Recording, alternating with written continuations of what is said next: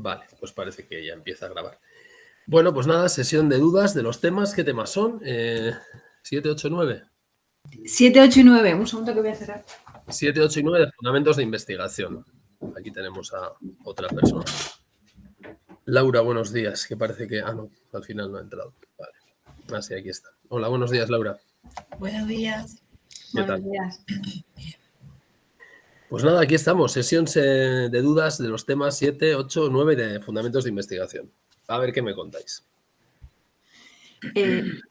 Yo tengo una pregunta general de todo. O sea, que decir, a mí me sigue costando identificar cuando en un diseño, o sea, cómo seleccionar si es una variable independiente con dos valores o cuántos valores, o dos variables independientes. O sea, lo mezclo, me equivoco muchas veces. Bueno, es que muchas veces la verdad es que no está claro y que el mismo problema se podría identificar como si fueran dos variables independientes o como si fuera una sola. Hay veces que está sujeto a discusión. Yo ya me he encontrado con algunos exámenes que, pues diría, aquí podría argumentar dos respuestas sin mayor dificultad. Entonces, bueno, yo creo que eso lo mejor es irlo viendo con diseños particulares. Podemos ir intentando ver qué criterios podemos seguir. Pero ya digo, a veces no es tan... Al final esto no son matemáticas. Hay interpretación, hay bastantes situaciones de interpretación y entonces, bueno, pues hay que ir viendo, también hay que, no sé, utilizar un poco la psicología de ver qué será lo que el equipo docente está queriendo decirnos con esto, ¿no? Pero, por ejemplo, si tienes cosas muy distintas, que no tengan una que ver con la otra, supongo que son variables independientes. Sí. Y si tienes los niveles los entiendo como si fueran, o sea, cantidades de lo que sea medibles o no medibles de una misma variable. Pero imagínate que tienes una variable como la raza y tienes tres modalidades. Vamos a poner colores, amarillos, verdes y marrones, por no decir razas, ¿no? Amarillos, verdes y marrones. Claro, eso lo puedes ver como una sola variable, la variable raza, que tiene tres modalidades. Pero también lo puedes conceptualizar como tres variables dicotómicas, 0, 1, que tendrán valor 0 si se da esa raza, perdón, si no se da esa raza, y valor 1 si sí se da esa raza. Entonces, esas tres variables, esas tres modalidades, en realidad, bueno, con conocer dos variables sería suficiente, la tercera sería redundante, porque si sé que alguien es de la raza 1, pues ya sé que no es ni de la 2 ni de la 3. Si es de la 2, pues no es ni de la 1 ni de la 3. Si no es ni de la 1 ni de la 2, es de la 3. Entonces, podríamos pensar que es una variable cualitativa con tres modalidades, la raza, o tres variables dicotómicas 0, 1, de las cuales una de ellas es redundante. ¿Qué son? ¿Dos variables dicotómicas o una variable cualitativa con tres modalidades? Pues según cómo lo quieras argumentar, puedes argumentar lo uno o lo otro. Entonces, por eso hay muchas ocasiones en las que ¿qué nos querrán decir, ¿no? Pero ya digo, lo mejor creo que es intentar buscar diseños particulares y con ellos tratar de responder. Luego veremos algún diseño, seguro que tenéis por ahí alguno preparado. Vale, ¿qué más?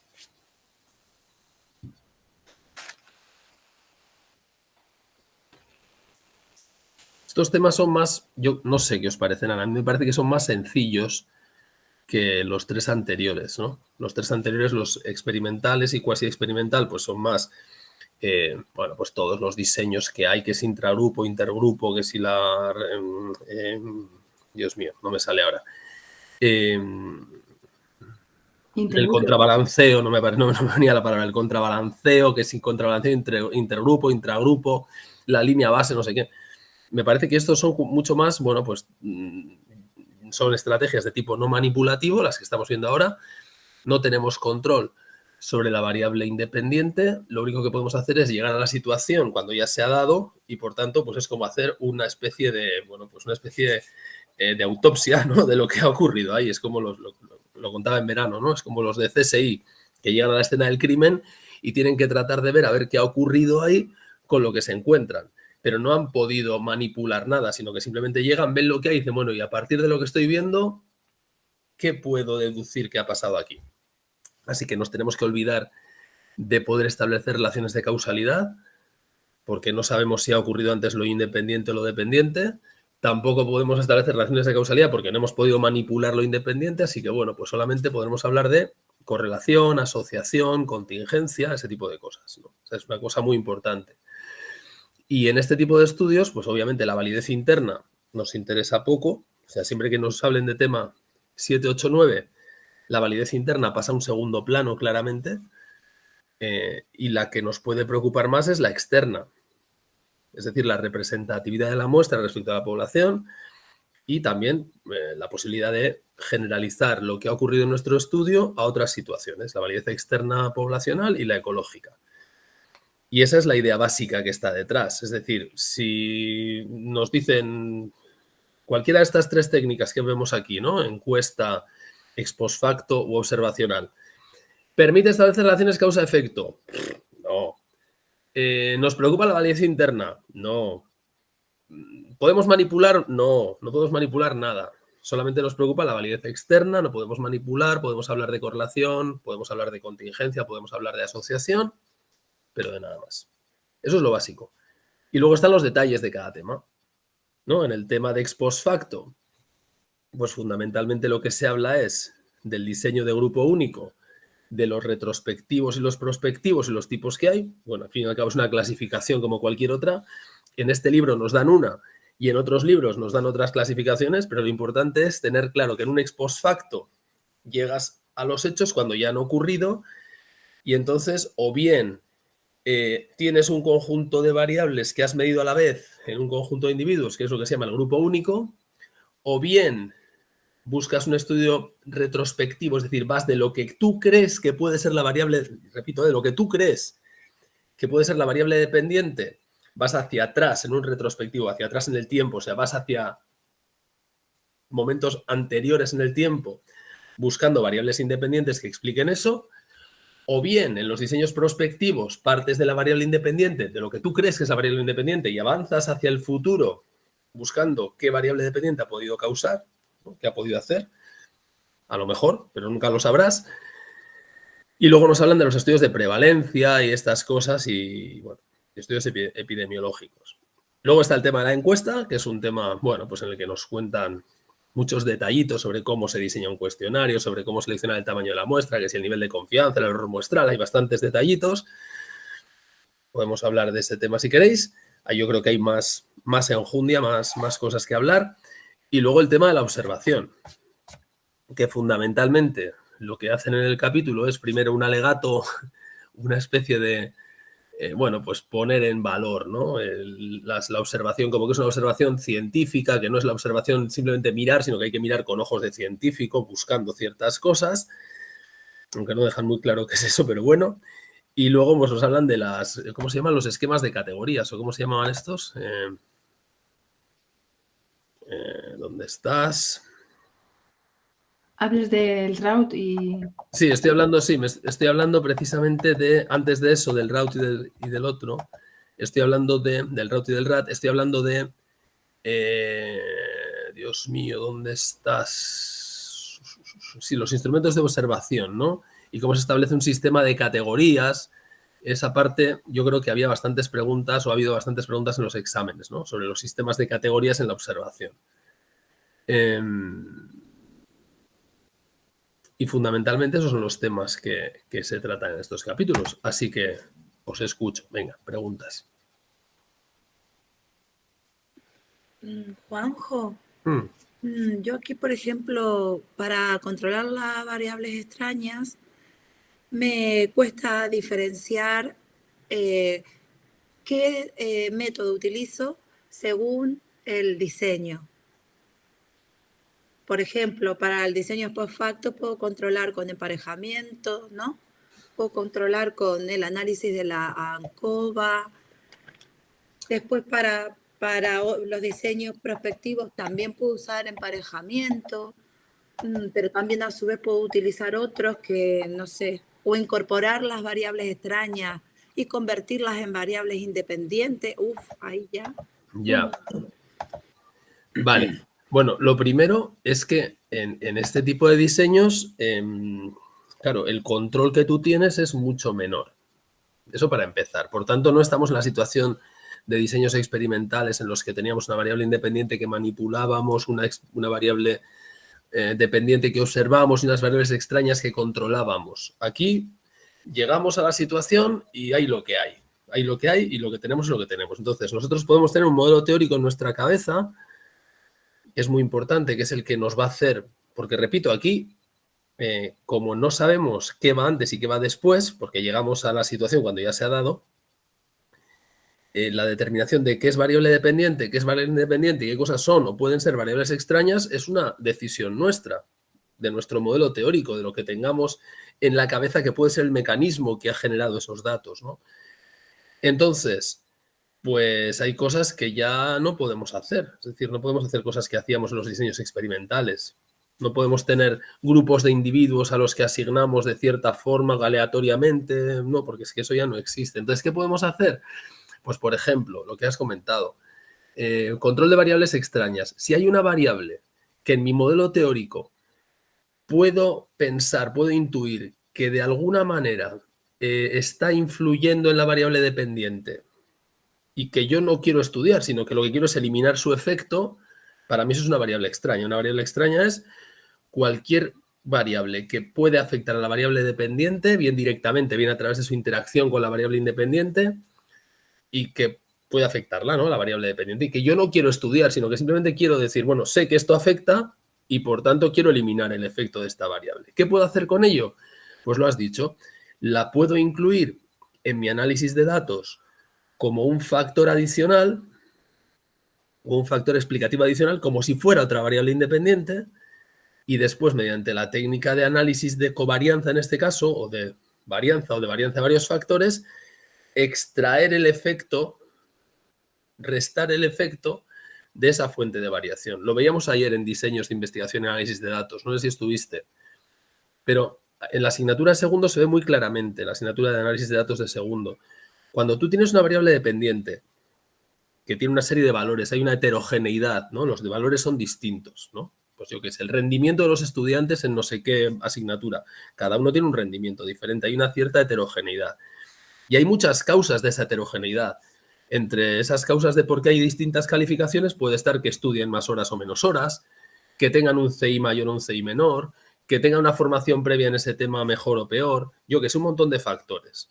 Tú imagínate que quieres descartar, porque sabes seguro que el número de horas de estudio ha influido en la nota. Pero es que a ti no te interesa eso, sino que te interesa ver si, yo qué sé, si el hecho de ser chicos o chicas tiene un efecto.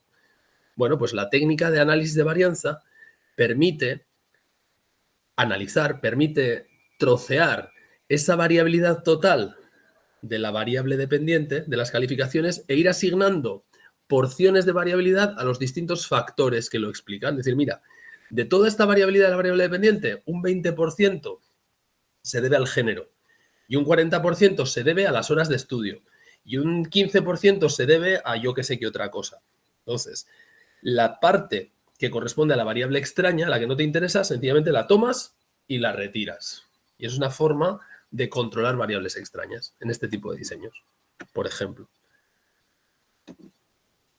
Vale, eso es lo que ocurre es que en la asignatura de fundamentos lo que hacen es, nos hacen un teaser, ¿no? Nos abren la puerta, nos enseñan y nos dicen, oye, que esto se puede resolver con ANCOVA.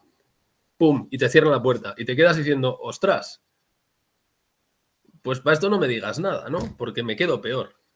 Por eso te llamamos a ti, Juanjo. No, ya, pero a ver, yo lo que quiero decir es que cuando estás leyendo el libro, si tú ya has estudiado antes estadística, dices, ah, claro, ya está, si esto es una ANCOVA, efectivamente, esta variable extraña, la retiro, tal.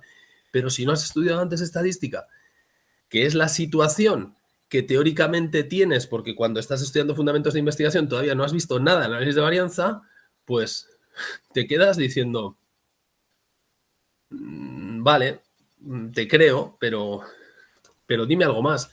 Yo ahí eché de menos, cuando lo leía echaba de menos una línea, no es más que una línea. Es decir, en el libro, en el manual. técnica que veremos en el curso que viene, en la asignatura de diseños de investigación y análisis de datos, y ya está. Y ya dices, bueno, pues ya me quedo tranquilo, ya lo veré. Porque si no ves lo de ANCOVA y dices, entonces ¿qué tengo que hacer? ¿Buscar a ver de qué va? O ya me quedo aquí y ya está. No sé si te respondo con eso. Sí. Me queda claro entonces que es una decisión de investigador a investigador, que esa variable no es la de, no es Claro. lo que quiere medir, Sí. y que a su vez tampoco es lo que puede manipular. Eso es. Entonces, Claro, algo es que a algo veces tiene que pasa hacer. eso, pasa lo que estamos diciendo, que a veces hay una variable que tiene una capacidad explicativa brutal de la variable dependiente, pero no es la que a ti te interesa. Porque eso ya lo das por descontado y dices, ya sé que esto influye, pero descubrir que eso influye pues es una perogrullada porque ya está claro. Simplemente eso lo quiero dar por descontado. ¿Cómo doy por descontado algo? Añadiéndolo en mi modelo, viendo qué parte de la variabilidad de la variable dependiente es responsabilidad de esa variable y ahora la saco y digo, ya está, esto lo quito. Y me voy a estudiar el resto. Yo cuando explicaba esto en verano decía que es como, si yo quiero ver una lucecita de una vela en una habitación, tengo que apagar la luz.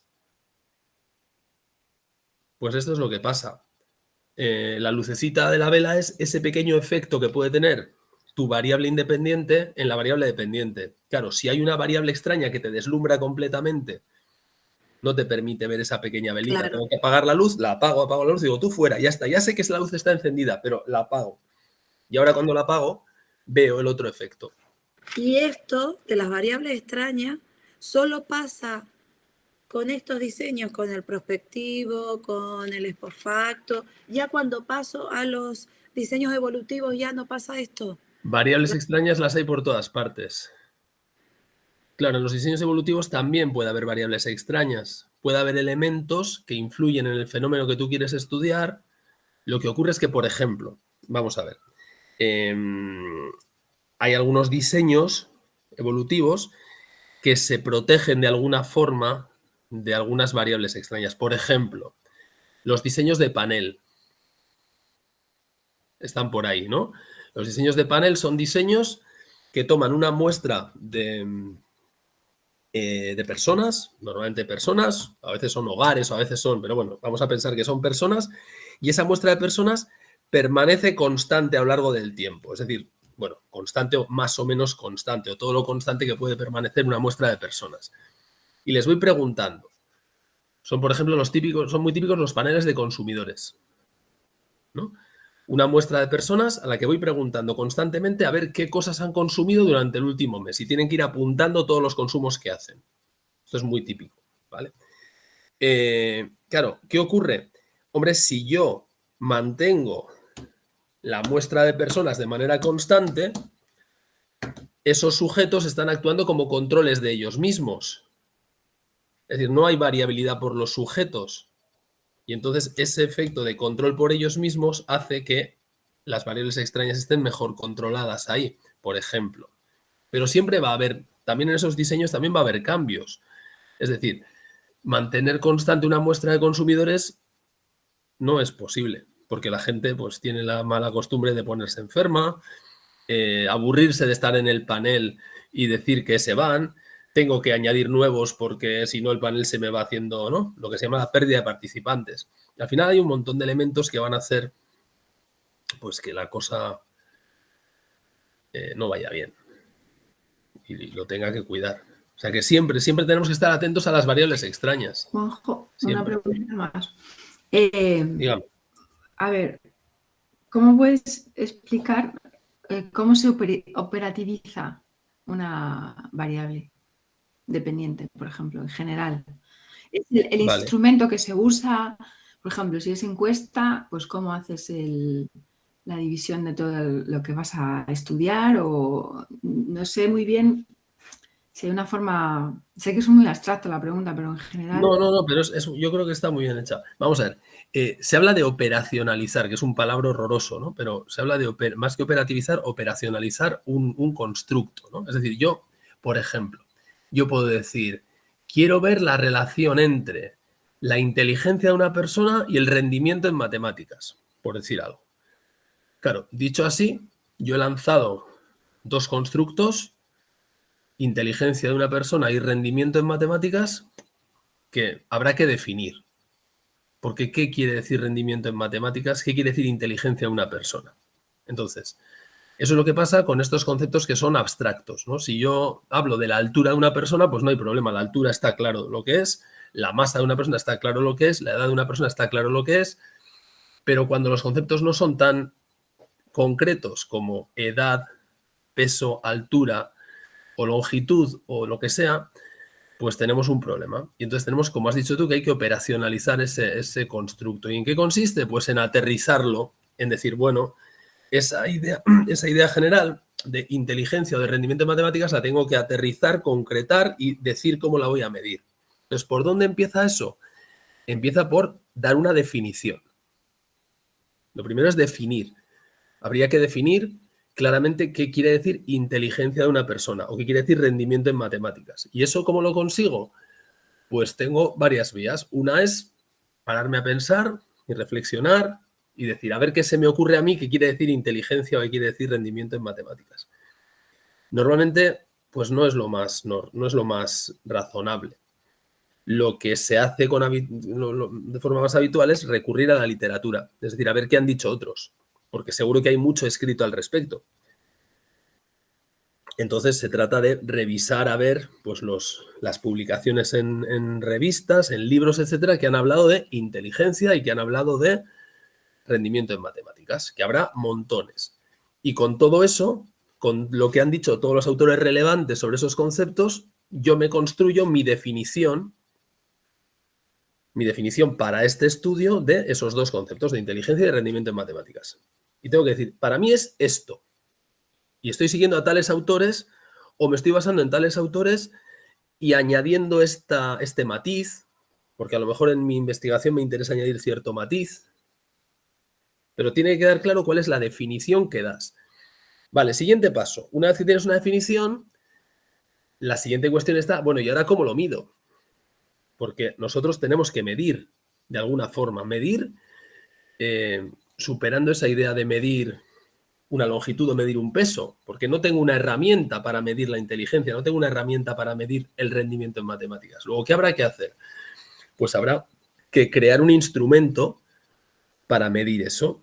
¿Cómo puedo hacerlo?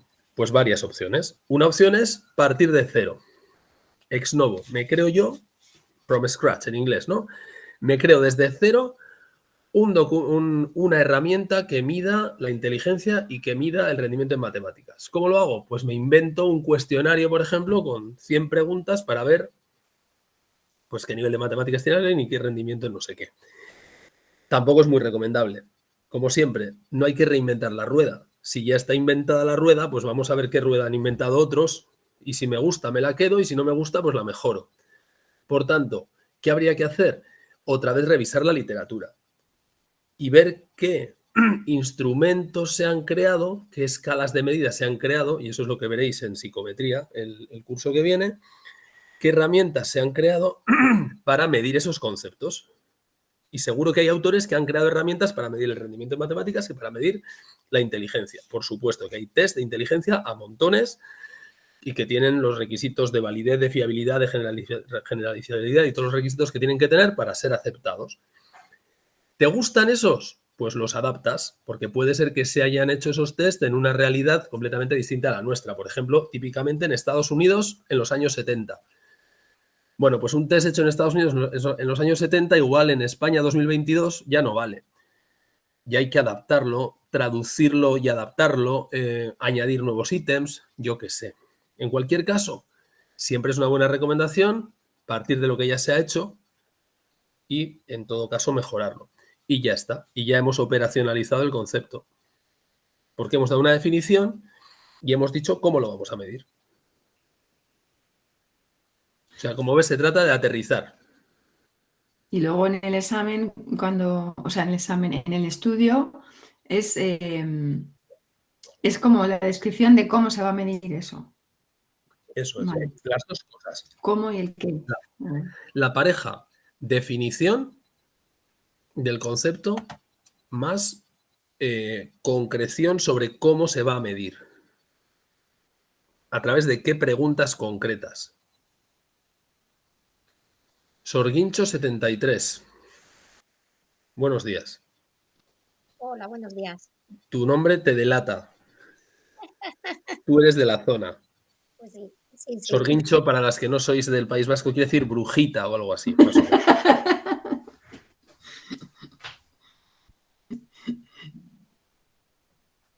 Bueno, ¿qué más? He incorporado tarde que no encontraba el enlace para el acceso.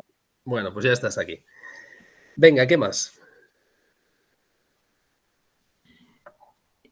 Yo tengo un montón de preguntas del... Pues venga, dispara y luego hacemos algún test si queréis. Pero no, o sea, quiero es que las demás personas también digan lo que... Amina, estás por ahí callada. ¿Alguna pregunta? No te oímos. No sé si yo no te oigo o si no te oye nadie. Ahora sí, ¿no? Ahora sí. Ahora sí me oís. Yo me he adherido muy tarde, ¿no? Y lo que estoy más en la fase de escuchar.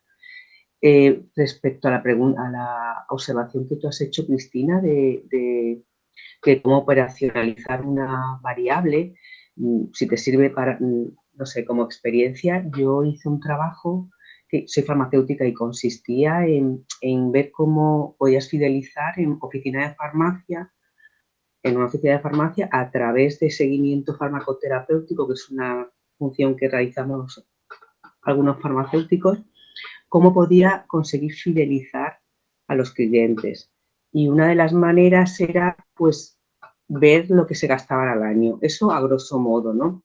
Te vengo a decir que es muy complicado, ¿no? Si te vale mi experiencia, pero que hay que buscar la herramienta para poder hacerlo. Y lo comento porque, claro, trasladas un poco también, o sea, yo hago una serie de paralelismos con mi experiencia profesional y con lo que estoy aprendiendo aquí.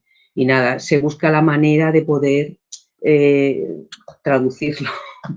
Y, por ejemplo, la manera que yo conseguí hacerlo era ver lo que gastaba la gente anualmente comparado con un control.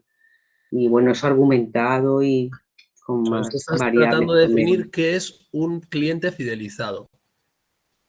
A través de un seguimiento farmacoterapéutico. Claro, O sea, eso es, pero tú buscabas eso, ¿no? La idea de cliente fidelizado. ¿Qué es para mí?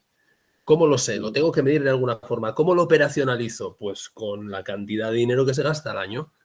Esa es la forma de operacionalizarlo. Otro ejemplo, en el ámbito educativo. ¿Qué es ser un buen estudiante? Pues habría que definir qué es ser un buen estudiante. ¿Qué es? ¿El que tiene matrícula de honor en todo?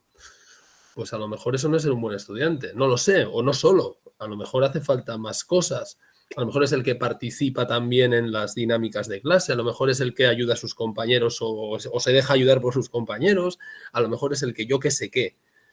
Pero la definición de qué es ser un buen estudiante es un primer paso en la operacionalización de ese concepto abstracto de ser un buen estudiante. Pues lo mismo pasa con alto rendimiento en matemáticas, o lo mismo pasa con, yo qué sé, persona caracterizada por el etnocentrismo. ¿Qué es el etnocentrismo? Pues habría que definir qué es y ver cómo lo operacionalizamos. Que ahora que has dicho eso, gracias, Amina, pues que a muchas veces podría ser que te surja esa pregunta como un interés para mover todo el estudio. O sea, que es un tema importantísimo porque digamos que es como la base, ¿no? Si, por mucho que tengas una idea de lo que quieres hacer, si no sabes cómo lo vas a hacer, difícil, ¿no? Claro, es que si no sabes cómo hacerlo, si nos quedamos en la fase de conceptos abstractos sin operacionalizar, pues no podemos avanzar porque tenemos que medir. Y aunque seamos una ciencia soft, que no sea como la física, ¿no? Pero bueno, tenemos que medir cosas y es mucho más difícil de medir las cosas que se miden en estos ámbitos más sociales que en otros ámbitos más hard, más de ciencia dura, digamos, ¿no? Donde las cosas... interesante, ¿no? ¿No te parece? A veces es muy interesante porque es como hay muchas variables extrañas. Eso iba a preguntar. En este caso, cuando estamos... ¿Me oís? Es que... ¿Me oís? En este caso, cuando estamos intentando medir, por ejemplo, la inteligencia o alguna cosa, algún constructo así, ¿sería variable extraña, por ejemplo, un TDAH, una dislexia, ¿se podría considerar variable extraña? Es que me lío un poco.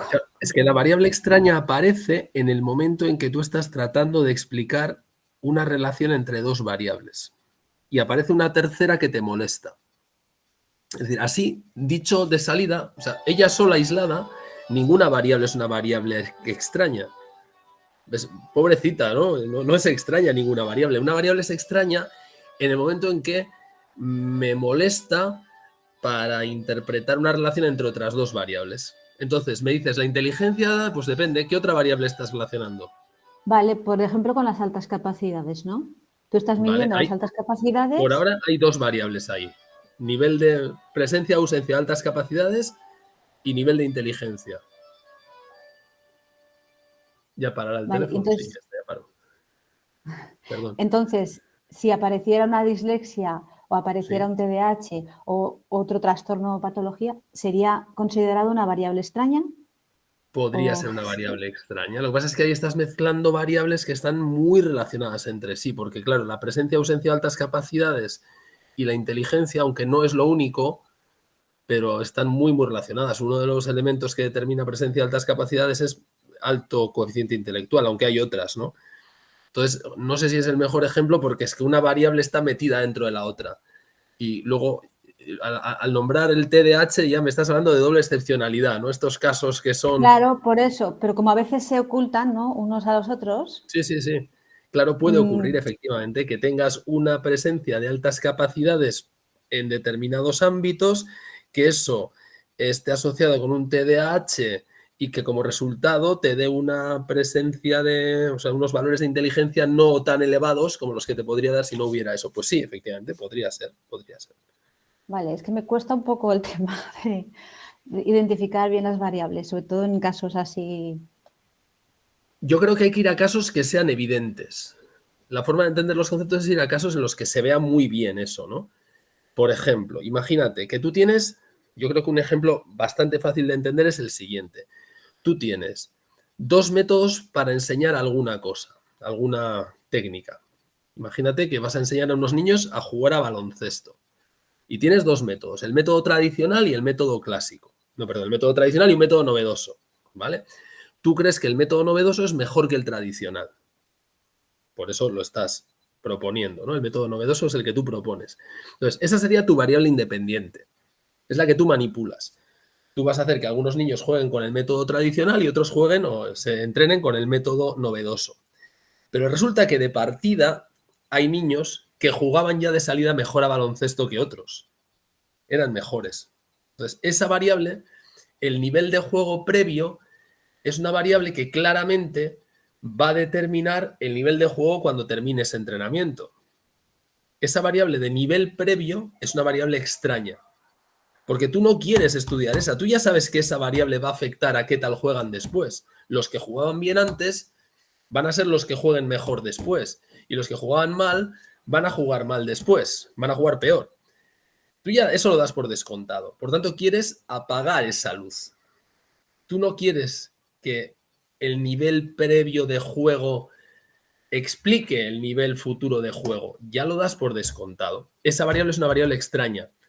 Y tu variable independiente sería el método tradicional o novedoso para el entrenamiento de baloncesto. Vale. No sé si de esta forma te queda claro. Sí, sí, me va quedando Porque es un ejemplo en el que salta a la vista y dices, hombre, claro, los que jugaban bien jugarán bien, no hay duda. Hagas lo que hagas. Cámbialo por método tradicional y método novedoso para enseñar a hacer raíces cuadradas. Si tienes niños que eran buenos en matemáticas, niños que eran malos, pues lo mismo. Los que eran buenos en matemáticas harán las raíces cuadradas a toda caña, los que eran malos les costará más, sigan el método que sigan.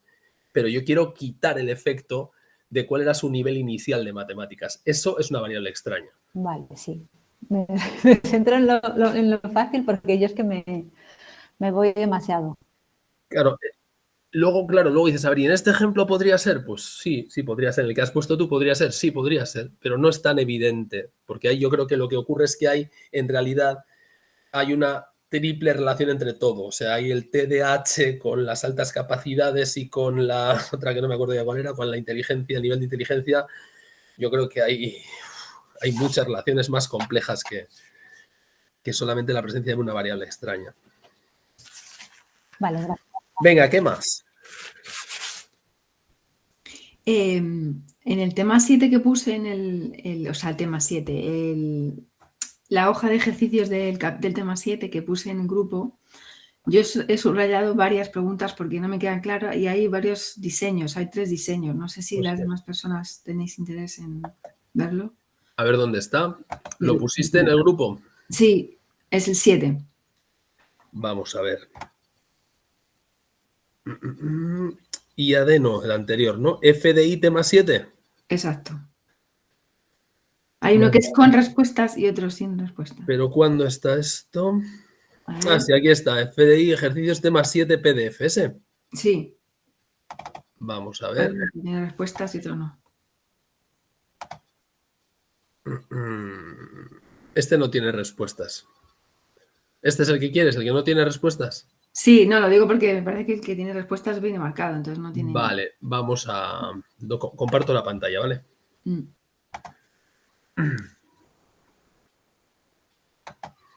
Hay varios ejemplos de diseños. Vamos a ver.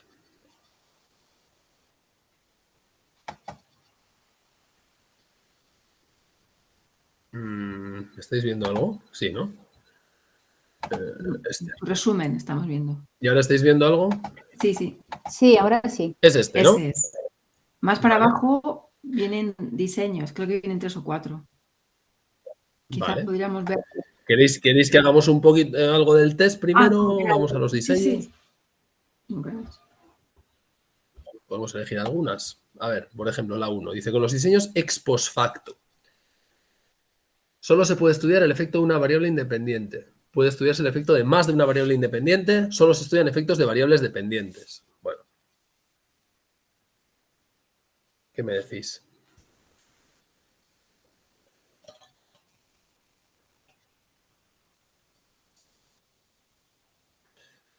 La B, ¿no?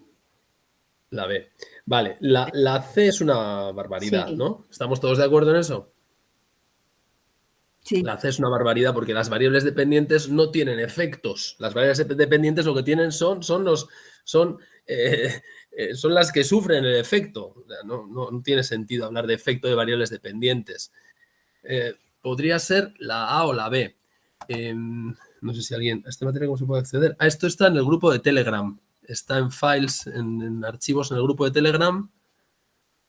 Lo tienes ahí. Vale. Decía, entonces la C no puede ser. La A o la B. Hombre, la verdad es que no está muy bien redactado, porque efecto, ¿a qué os suena? Ah, experimental. Claro, suena experimental, suena a relación de causa-efecto, ¿no?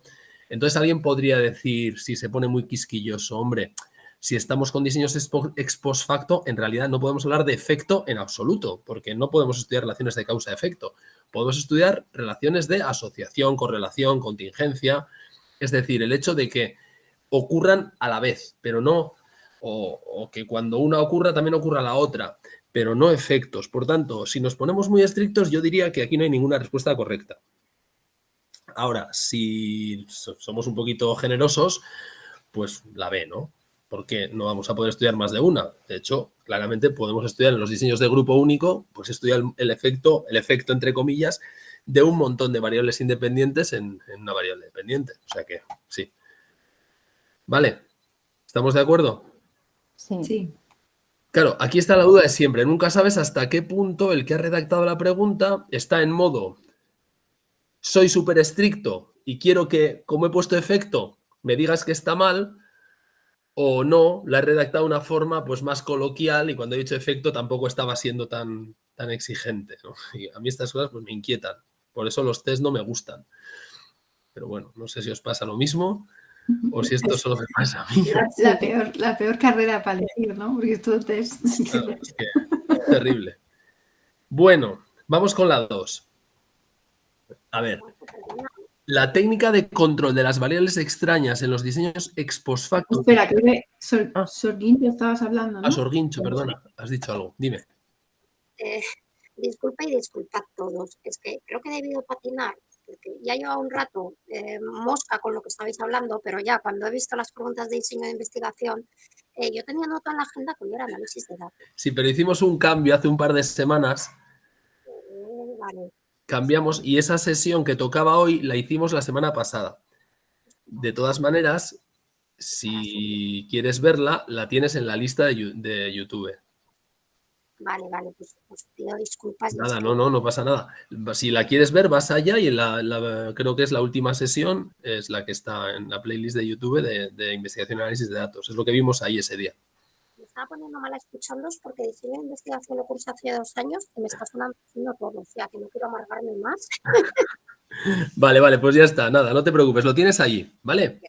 Vale, pues nada, os abandono y nada, disculpad, ¿vale? Nada, muy bien, venga, hasta otra. Bueno, decía el 2.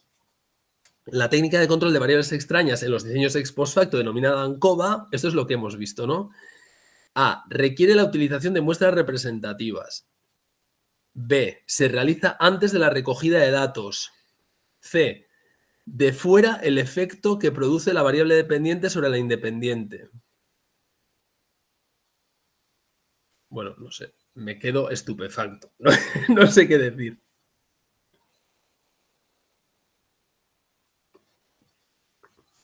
Pues si tú no sabes qué decir, Juanjo, además ya. Hay errores de... A ver, está claro que la B no puede ser. ¿Por qué no puede ser? Hombre, porque la técnica ANCOVA es una técnica que se aplica en el análisis de los datos. Es decir, es algo que una vez que tengo los datos la aplico.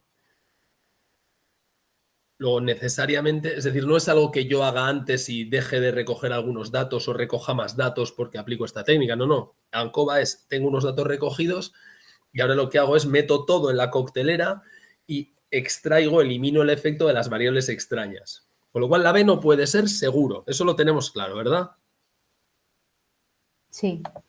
Es lo que hemos comentado antes, porque va toda la coctelera y extraigo eso. Por tanto, tiene que ser después de recoger los datos. Eso está claro. Vale.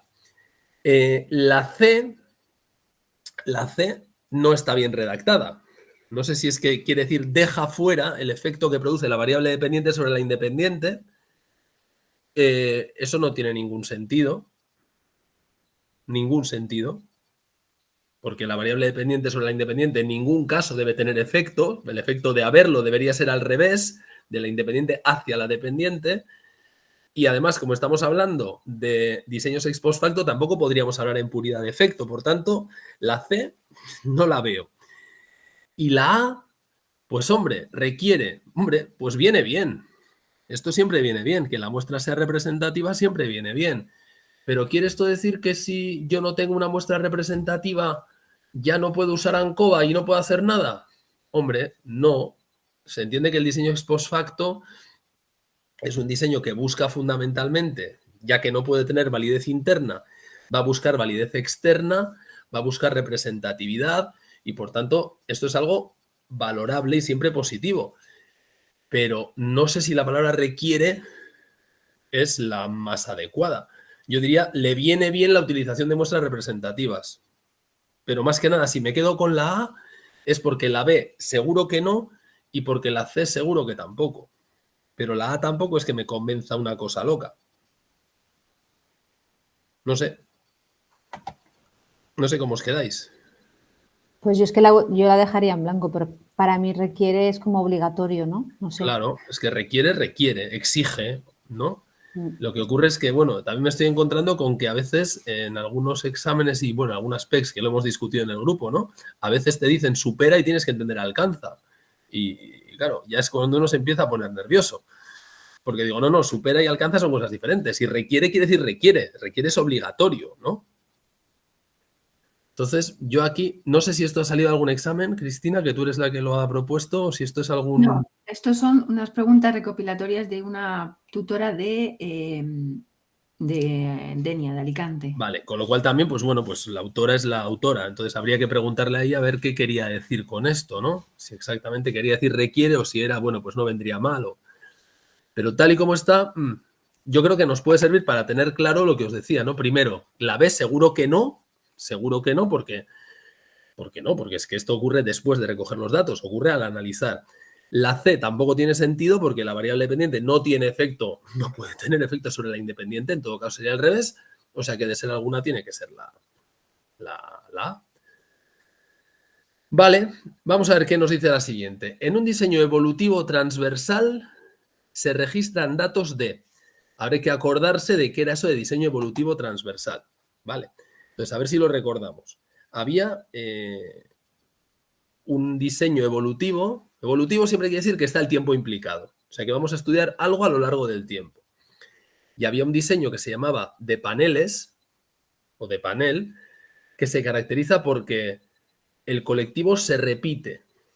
Es decir, yo estudio a un conjunto de personas hoy y el mes que viene el mismo o lo más parecido posible. Insisto, lógicamente yo puedo querer que sea el mismo, pero la vida es como es y a lo mejor no es exactamente el mismo en un 100%, pero la vocación es que sea constante, permanezca a lo largo del tiempo. Eso es lo que caracteriza a los paneles. Y luego están los diseños evolutivos transversales, que es, por ejemplo, pues la encuesta que se hace del CIS, ¿no? La encuesta del CIS es un estudio evolutivo transversal. Seguro que habéis visto en prensa, sale periódicamente, ¿no? La encuesta del CIS, el famoso Tezanos y sus encuestas que hace que nadie está contento con ellas, pues eso, es un estudio evolutivo transversal. Hoy se estudia una muestra de personas y se les pregunta a ver qué piensan de los políticos, a ver qué piensan, qué valoración hay de la corona, qué valoración hay de no sé qué serie de cosas. Y dentro de 6 meses se vuelve a preguntar lo mismo, pero a otra muestra. Ya no es la misma, es otra muestra diferente. Y dentro de 6 meses se vuelve a preguntar lo mismo, o más o menos lo mismo, pero a otra muestra diferente. Es decir, no estoy preguntando siempre a la misma gente, sino que voy haciendo el mismo estudio más o menos, pero a grupos de personas diferentes. Aquí, por ejemplo, en el País Vasco tenemos una cosa que se llama el euskobarómetro. El euskobarómetro es aquí todo le ponemos eusko por delante.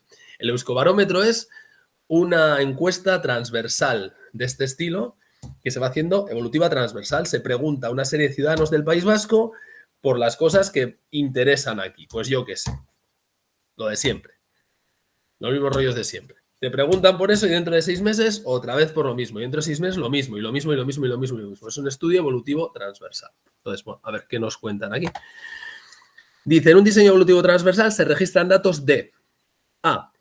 Distintas muestras de sujetos con diferentes edades en un solo momento temporal. Una misma muestra de sujetos en sucesivas ocasiones a lo largo del tiempo. Y C. Distintas muestras de sujetos en 2 o más momentos temporales. Bueno, ¿cuál es la buena? La B. La B dice una misma muestra de sujetos en sucesivas ocasiones a lo largo del tiempo. Eso sería un panel. Eso es un panel. Eso es lo que llamamos un panel. Fijaos, aquí está, en los resúmenes que tenemos aquí. ¿Te referías antes a la encuesta o porque tienen también la misma con transversal? ¿Es post facto no son los evolutivos longitudinales Ay, perdona. secuenciales? Perdona. Me he confundido completamente. Tenéis toda la razón. Un diseño evolutivo longitudinal es lo que os he dicho. Es lo que os he contado antes. No. El diseño evolutivo transversal, perdonad. No. Está todo mal. Lo he dicho todo mal. Aquí está el resumen. Este es un diseño evolutivo transversal. Se realiza la recogida de datos en un mismo momento a muestras de personas de diferentes edades. Eso es lo que tengo yo. Un diseño evolutivo transversal. ¿Vale? Eso es un diseño evolutivo transversal. El diseño evolutivo puede ser de tipo longitudinal, de tipo transversal o de tipo secuencial. Entonces, un diseño evolutivo transversal, aquí está, se realiza la recogida de datos en un mismo momento a muestras de personas de diferentes edades. Eso es lo que estamos analizando aquí. Me he confundido con el longitudinal. Y también con la encuesta que sale lo de los paneles, ¿no? Y lo de los paneles, que es el otro que también es un evolutivo. Efectivamente. Es que es normal que te confundas. Porque... Sí, es que hay 27.000. Entonces, pues bueno, pues esto ahí me he colado y ya está. Sencillamente me he colado. Aquí está la explicación de que es un diseño evolutivo transversal. Es decir, es una recogida de datos en un mismo momento a muestras de personas de diferentes edades. Entonces, pues esa es la correcta. De las que nos dan aquí. C, ¿no? Sería. La C. La A. Sí, está, ¿no? En un mismo Ya, momento, perdón. eso. Sí. Sí, es Momento temporal. distintas muestras de sujetos con diferentes edades en un solo momento temporal. Venga. Eso es un diseño evolutivo transversal. Eso es. Es decir, hoy yo selecciono a personas que tienen 10 años, 15 años, 20 años, 25 años. La edad es una variable. Por tanto, sí, es que antes he dicho que en los diseños evolutivos lo importante es que el tiempo siempre es una variable. El tiempo o la edad. Siempre que salen de evolutivo, nos están diciendo que o bien el tiempo o bien la edad es una variable importante. Entonces, en el transversal, siempre que nos digan transversal es algo que se hace una sola vez. Es lo que me ha confundido antes, ¿vale? Un transversal es algo que se hace una sola vez. Es un corte, un cross-section que se llama, un corte transversal. Y si es evolutivo y es en un solo momento del tiempo, necesariamente lo que tiene que haber es diferentes grupos de edad. Por tanto, la única respuesta correcta es esta. Tengo muestras de sujetos con diferentes edades en un solo momento temporal. Disculpad, que me he liado completamente. No, Me he bueno. liado completamente. Repito, por tanto, para aclarar. Un diseño evolutivo es aquel en el que está implicada o bien la variable tiempo o bien la variable edad. Una de las dos. Si está la variable tiempo, entonces el diseño se llama longitudinal. ¿Vale? Y si se hace una sola medición, es un corte transversal. Luego, evolutivo transversal suena contraintuitivo, porque transversal indica un corte en el tiempo, mientras que evolutivo indica una serie de mediciones. ¿Cómo se supera esta contradicción? Diciendo, es transversal porque mide una vez y la evolución viene porque tengo participantes de distintas edades. ¿Vale? Sí, sí. Vale, entonces. Perdona, Juanjo, pero Sí. en el transversal también habla de diferencias de edades, ¿no? Sí, sí. En el evolutivo transversal. En el evolutivo transversal, vale. Un diseño evolutivo transversal es un diseño en el que hago solo una medición porque es transversal, pero en esa medición estoy incluyendo a personas de distintos grupos de edad.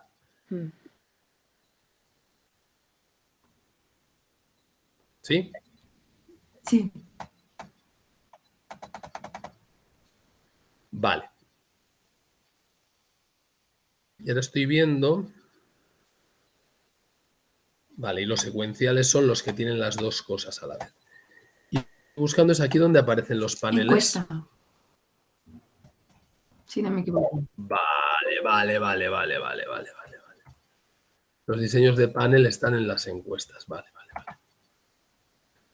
Vale, si eso es lo que, claro, la encuesta ya lo veis. También aparece otra vez esta idea, ¿no? En la encuesta, en el capítulo de la encuesta, dice, según la dimensión temporal, hablamos de transversales o longitudinales. Las transversales, datos en un único momento, las longitudinales a lo largo del tiempo.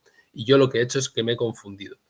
He empezado a hablar de encuestas de panel frente a diseños de series temporales o tendencias. Entonces, lo que os he contado antes sobre el Euskobarómetro o la encuesta del CIS, yo os he dicho que era una encuesta, era un estudio,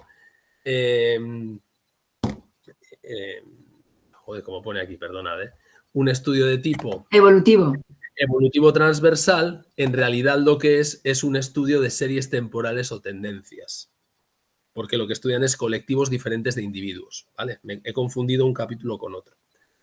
El estudio del CIS es un estudio de series temporales o tendencias. No es un estudio de panel, porque no es todo el tiempo el mismo grupo de consumidores, el mismo grupo de personas, sino que esas encuestas se hacen a grupos diferentes de personas. Eso es una serie temporal o tendencias, que no tiene nada que ver, nada en absoluto que ver con un estudio evolutivo transversal, que lo que hace es, en un solo momento del tiempo, porque es transversal, considerar grupos de sujetos de diferentes edades. Así que la respuesta correcta aquí es la A. Perfecto. ¿Vale? Bien. Mucha terminología al final para retener todo en la cabeza. Claro, y lo que pasa es que los nombres cuando se repiten ya es un follón. Sí. Separarlos. Vamos con el 4. A ver, en un diseño ex post facto nos dice A, la variable independiente se puede manipular intencionalmente. No. B, se seleccionan a los sujetos en función de que posean o no determinadas características. C, se aplica el tratamiento a todos los grupos. La B, ¿no? empezamos a descartar y la primera que se nos cae es la A, ¿no? La A es una barbaridad, porque está claro que no se puede manipular nada. Ex post facto quiere decir que llegas ahí y ves lo que hay. Vale, la C, pues tampoco, ¿no?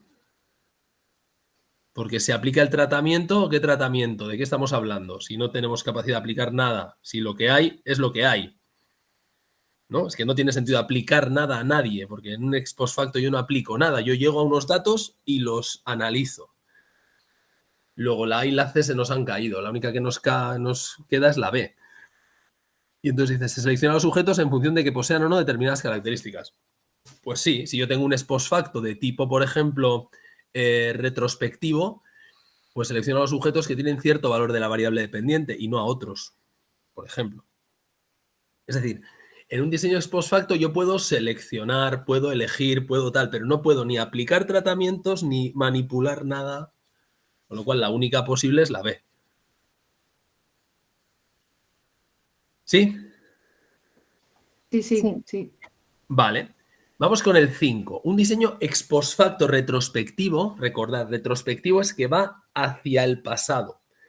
Por tanto, si va hacia el pasado y en mi cabeza siempre hay, aunque ya sabemos que aquí no hay causalidad, ¿no? Pero siempre hay una idea de que hay una variable independiente que precede a la variable dependiente,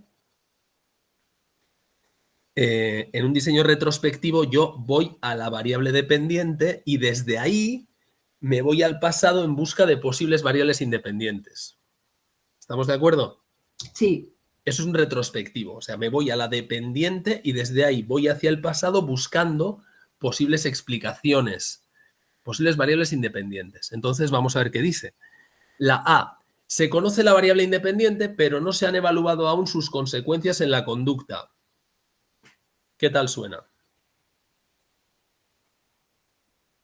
No.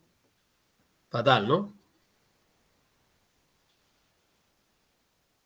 ¿A qué suena mal? Suena que no es. Suena que no, porque claro, si se conoce justamente lo que se conoce en un ex post facto retrospectivo es la variable dependiente. Vale, la B. Controlando las variables extrañas se pueden inferir relaciones causales. Nunca. Nada, o sea, esto ya No. sabemos que prohibido. O sea, todo lo que tenga que ver con causal, en cuanto aparezca causal en temas 7, 8, 9, olvídate. Nada, seguro que no. C. Todo el proceso causal ya ha ocurrido y se trata de buscar las posibles causas que lo han ocasionado.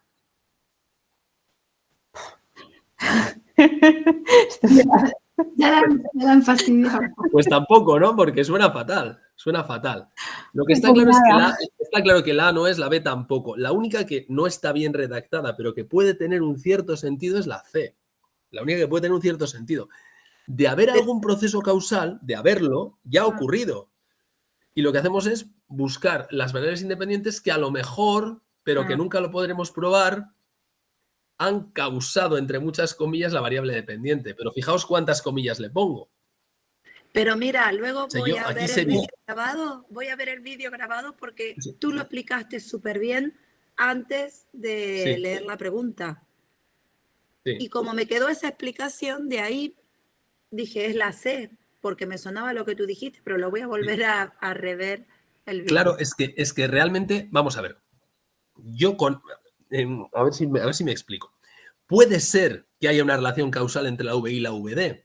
Lo que ocurre es que yo con este tipo de diseño nunca voy a poder asegurar que se da esa relación. Esa es la cuestión. Yo nunca puedo asegurar con un ex post facto que la VI cause la VD. Ahora, de haber una relación, pues ya ha ocurrido, efectivamente, porque es un ex post facto, ya ha ocurrido lo que tenga que ocurrir. Y se trata de, bueno, pues decir, oye, de las posibles causas de esta VD, una de ellas es la VI. Pero a saber. En el libro nos pone un ejemplo sobre mujeres con cáncer, ¿no? Creo que es el ejemplo que ponen. El de mama, me parece. Sí, y entonces dice, esa es la variable dependiente que trato de explicar, además solamente elijo a mujeres con cáncer de mama, con lo cual ya hasta deja de quedar muy claro que eso sea una variable dependiente, porque solo tiene un valor, que es personas que sí tienen la enfermedad. Y ahora me voy hacia atrás en el tiempo, hacia el pasado, buscando a ver si hay alguna variable independiente que pueda relacionar con esa variable dependiente. Entonces, sería mucho mejor, esta C, decir, en caso de que hubiera alguna relación causal, esta ya se habría dado. y con esta técnica trataríamos de encontrar las posibles variables asociadas con esa variable dependiente. Eso sería mucho más correcto. Si me dices que hay que elegir A, B o C, yo elegiría C. Pero si tuviera que responder en el examen, yo igual no elegiría nada y luego impugnaría la pregunta, porque diría, a ver, ¿posibles causas? ¿Cómo voy a encontrar posibles causas con un método ex post facto? No puedo. ¿Controlar variables extrañas para inferir relaciones causales? Barbaridad. Esto no es cierto porque, o sea, está claro que A y B no son. Está claro, porque la A es justo lo contrario de lo que es. La B no tiene ningún sentido porque jamás puedo inferir relaciones causales con un ex post facto. Luego, la única, que creo que está mal redactada, pero que es razonablemente, bueno, pues sería la C. Una cosa, a lo mejor las preguntas crean más confusión, no sé si es mejor ir a los diseños. ¿Qué pensáis? Bueno, vamos a hacer hasta la 10, que siempre, aunque discutamos, pues no pasa nada, ¿no? No, sí, no es por eso, es porque a lo mejor confunde. No, yo creo que aporta, porque al final puedes discutir sobre, aceptando que igual no hay una respuesta maravillosamente correcta. Luego, si queréis, miramos a ver en la guía de respuestas y a ver si nos dan la razón o no. Es que de esta no hay, por eso te pregunto. Vale, vamos a hacer hasta la 10 y nos pasamos a algún diseño. Venga. La 6, los diseños evolutivos. Ya hemos quedado, ¿no? Que los diseños evolutivos son aquellos en los que o bien hay implicada una variable independiente que es el tiempo o bien la variable edad. Entonces, dice aquí, pueden considerarse como un tipo de diseño prospectivo que utiliza como variable independiente la edad. B, se caracterizan porque estudian a los niños durante un largo periodo de tiempo. Los diseños evolutivos secuenciales estudian en un solo momento temporal a muestras de sujetos con diferentes edades. Es que esta es una de las que tengo marcadas, porque... ¿La tienes marcada? Sí, como que no entiendo muy bien, no cuadra. Es que vale. no. Vale, ¿cuál no? La C no es, claramente, ¿no? Porque hemos quedado que un diseño evolutivo transversal es el que estudia en un solo momento temporal a muestras de sujetos con diferentes edades. Por tanto, la C no es. La B, se caracterizan porque estudian a los niños durante un largo periodo de tiempo. Bueno, pues a lo mejor sí hacen eso, pero no es algo que los caracterice. No es algo característico de los diseños evolutivos, ¿no? Los diseños evolutivos tienen otras. Eso es pues un posible diseño evolutivo podría ser ese.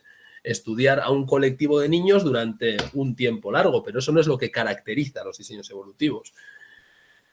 Puede considerarse como un tipo de diseño prospectivo que utiliza como variable independiente la edad. Yo creo que en este caso sería la A, ¿no?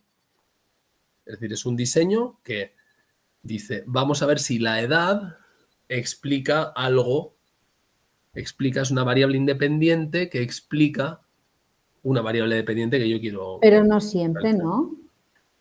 Pueden considerarse, es que... No sé, es que a mí la forma de redacción, eso tiene que ser del equipo docente, porque es así.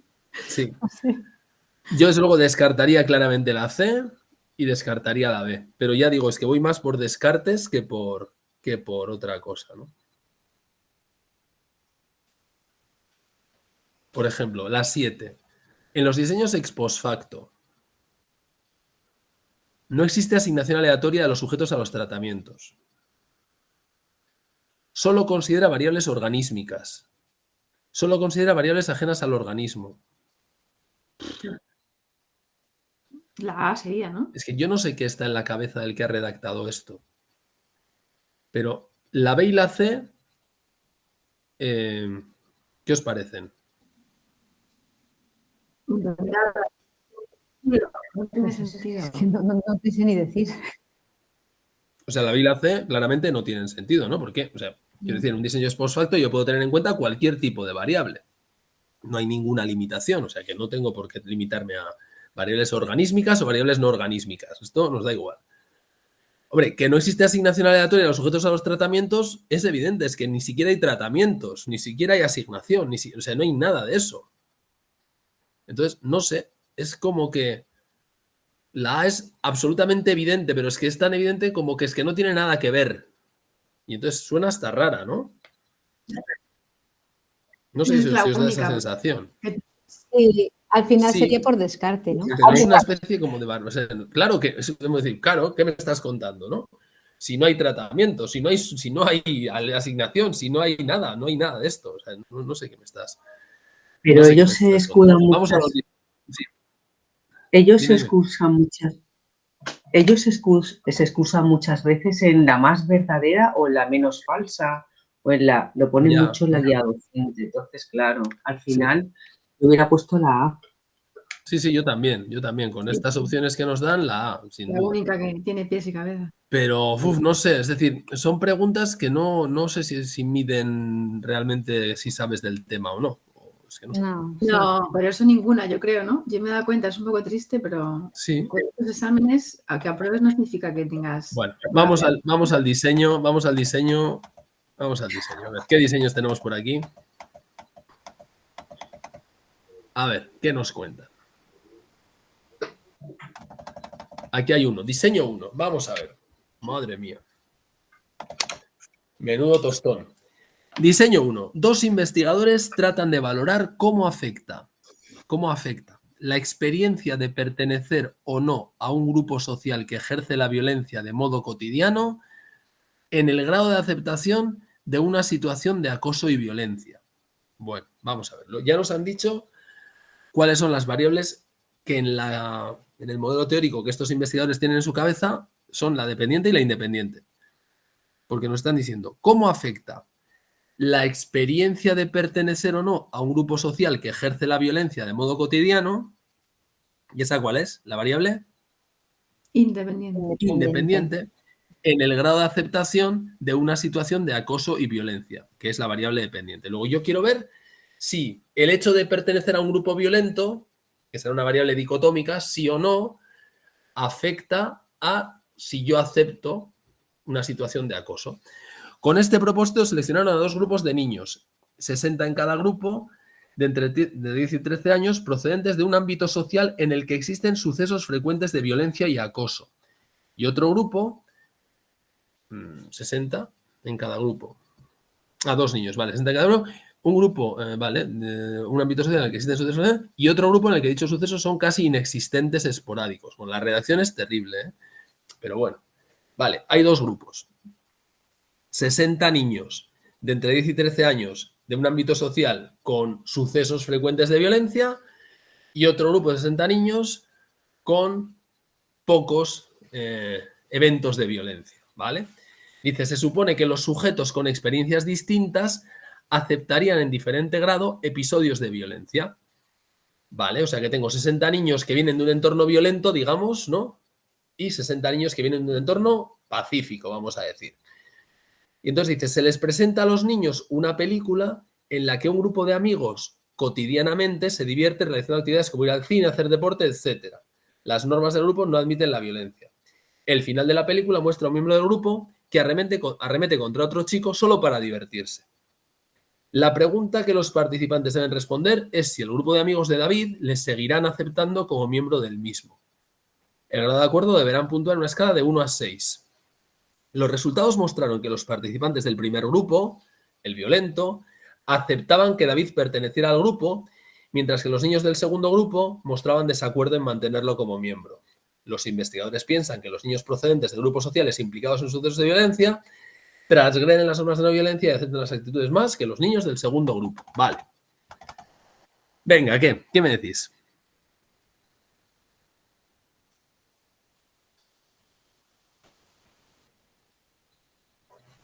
Uno. En este diseño, la selección de la muestra A. Controla la validez externa. B. Es aleatoria. C. Constituye los valores de la variable independiente. Diría la C, pero... Sí, Madre mía. pero por descarte, ¿eh? O sea, Madre mía. Vamos a ver.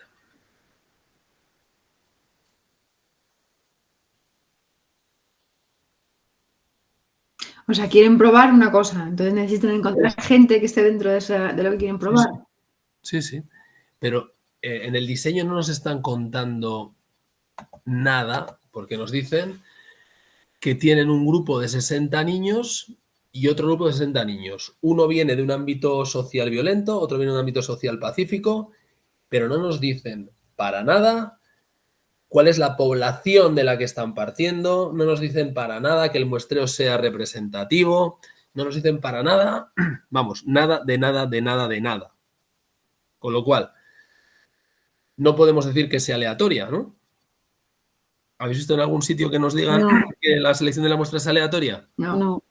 Para nada. O sea, que la B, nada. Validez externa.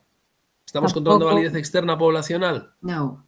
Tampoco. O sea, que la A y la B se caen. Eso la hace por descarte. Claro, la C constituye los valores de la variable independiente. Vamos a ver. Lo que has hecho ha sido seleccionar la muestra porque tú tenías una variable independiente que era nivel de violencia o de pacifismo en un grupo o en otro, y has seleccionado 60 niños aquí y 60 niños allá. ¿Eso significa, eso se traduce bien en la frase constituye los valores de la variable independiente? No sé. Me parece una redacción nefasta, pero bueno. La A y la B no pueden ser. O sea que de estas tres nos tendríamos que quedar con la C. Vamos con el 1-2. El tipo de diseño es...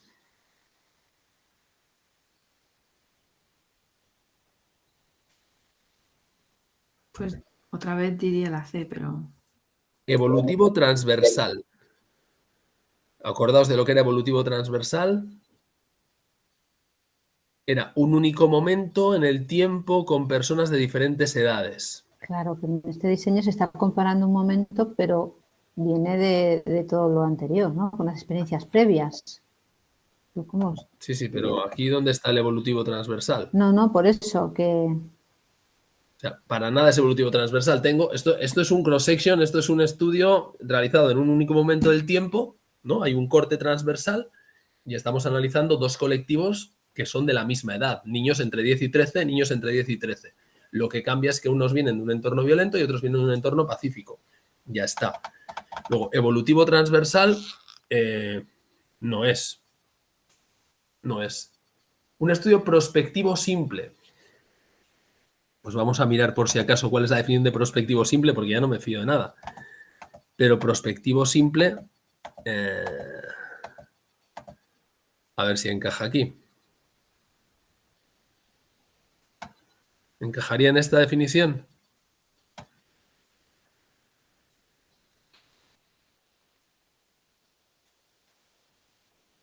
Sí, ¿no? Hay Sí, todo. ¿no? Encajaría aquí. Sí, Hay una sí, sola sí. VI. Hay una sola VI. ¿Cuál es la VI en Pertenecer este a caso?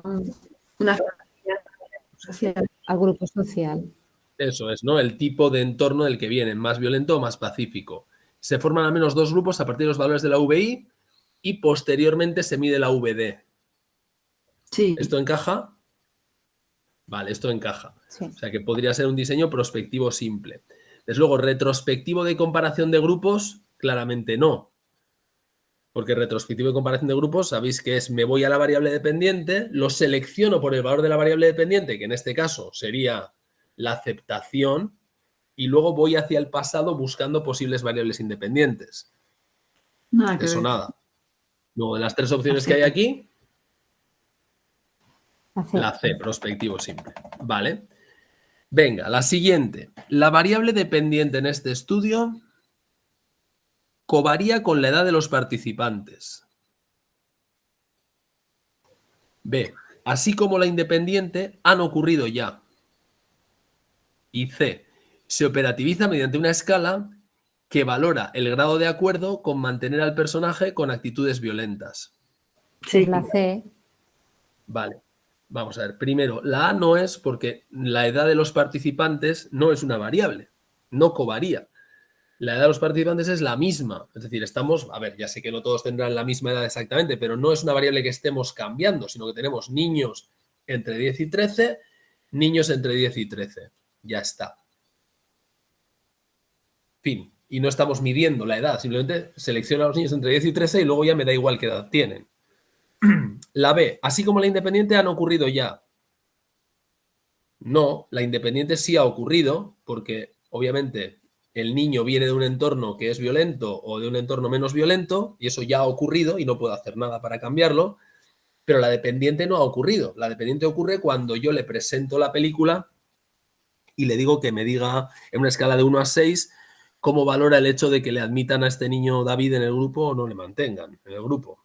Por tanto, la única posible es la C. Y efectivamente aquí nos dice correctamente se operativiza mediante una escala que valora el grado de acuerdo con mantener al personaje con actitudes violentas. Aquí tenemos un ejemplo de operacionalización, ¿no? Lo que decíamos antes. Sí. ¿Lo veis, no? Claro, una cosa es grado de aceptación. Bueno, sí, genial, pero ¿cómo mido el grado de aceptación? Pues mira, voy a pasarles una película y les voy a pedir que en una escala de 1 a 6 me digan hasta qué punto de 1 a 6, bla, bla, bla, bla, bla, bla. ¿Vale? Bien, la escala en este estudio, 1-4, la escala, ¿de qué escala están hablando? De las que tienen que medir los... La escala de 1 a 6. Esa escala, ¿no? Es la única de la que hablan ahí, ¿no? Sí. Vale. La escala en este estudio se utiliza como A, la variable independiente, B, la variable extraña que se controla, C, la variable independiente del instrumento de medida. Pues la C tiene que ser. Pero es la C, pero qué mal escrito está, ¿no? Sí, fatal. No es la variable dependiente del instrumento de medida, es el instrumento de medida de la variable dependiente, ¿no? Bueno, expongan No, el pero examen. sirve para darse cuenta, ¿no? De los errores. Si te das cuenta es que lo sabes. Claro. Pero es que está mal escrito. O sea, aquí han metido las palabras en una coctelera y las han a agitar y servir, frío, ¿no? Sería la C, pero tendría que decir el instrumento de medida de la variable dependiente. Y eso sí es correcto. No es la variable independiente, no es la variable extraña. La escala es el instrumento de medida de la variable dependiente. Sí. Vale, pues la C, pero con comentarios. Vale.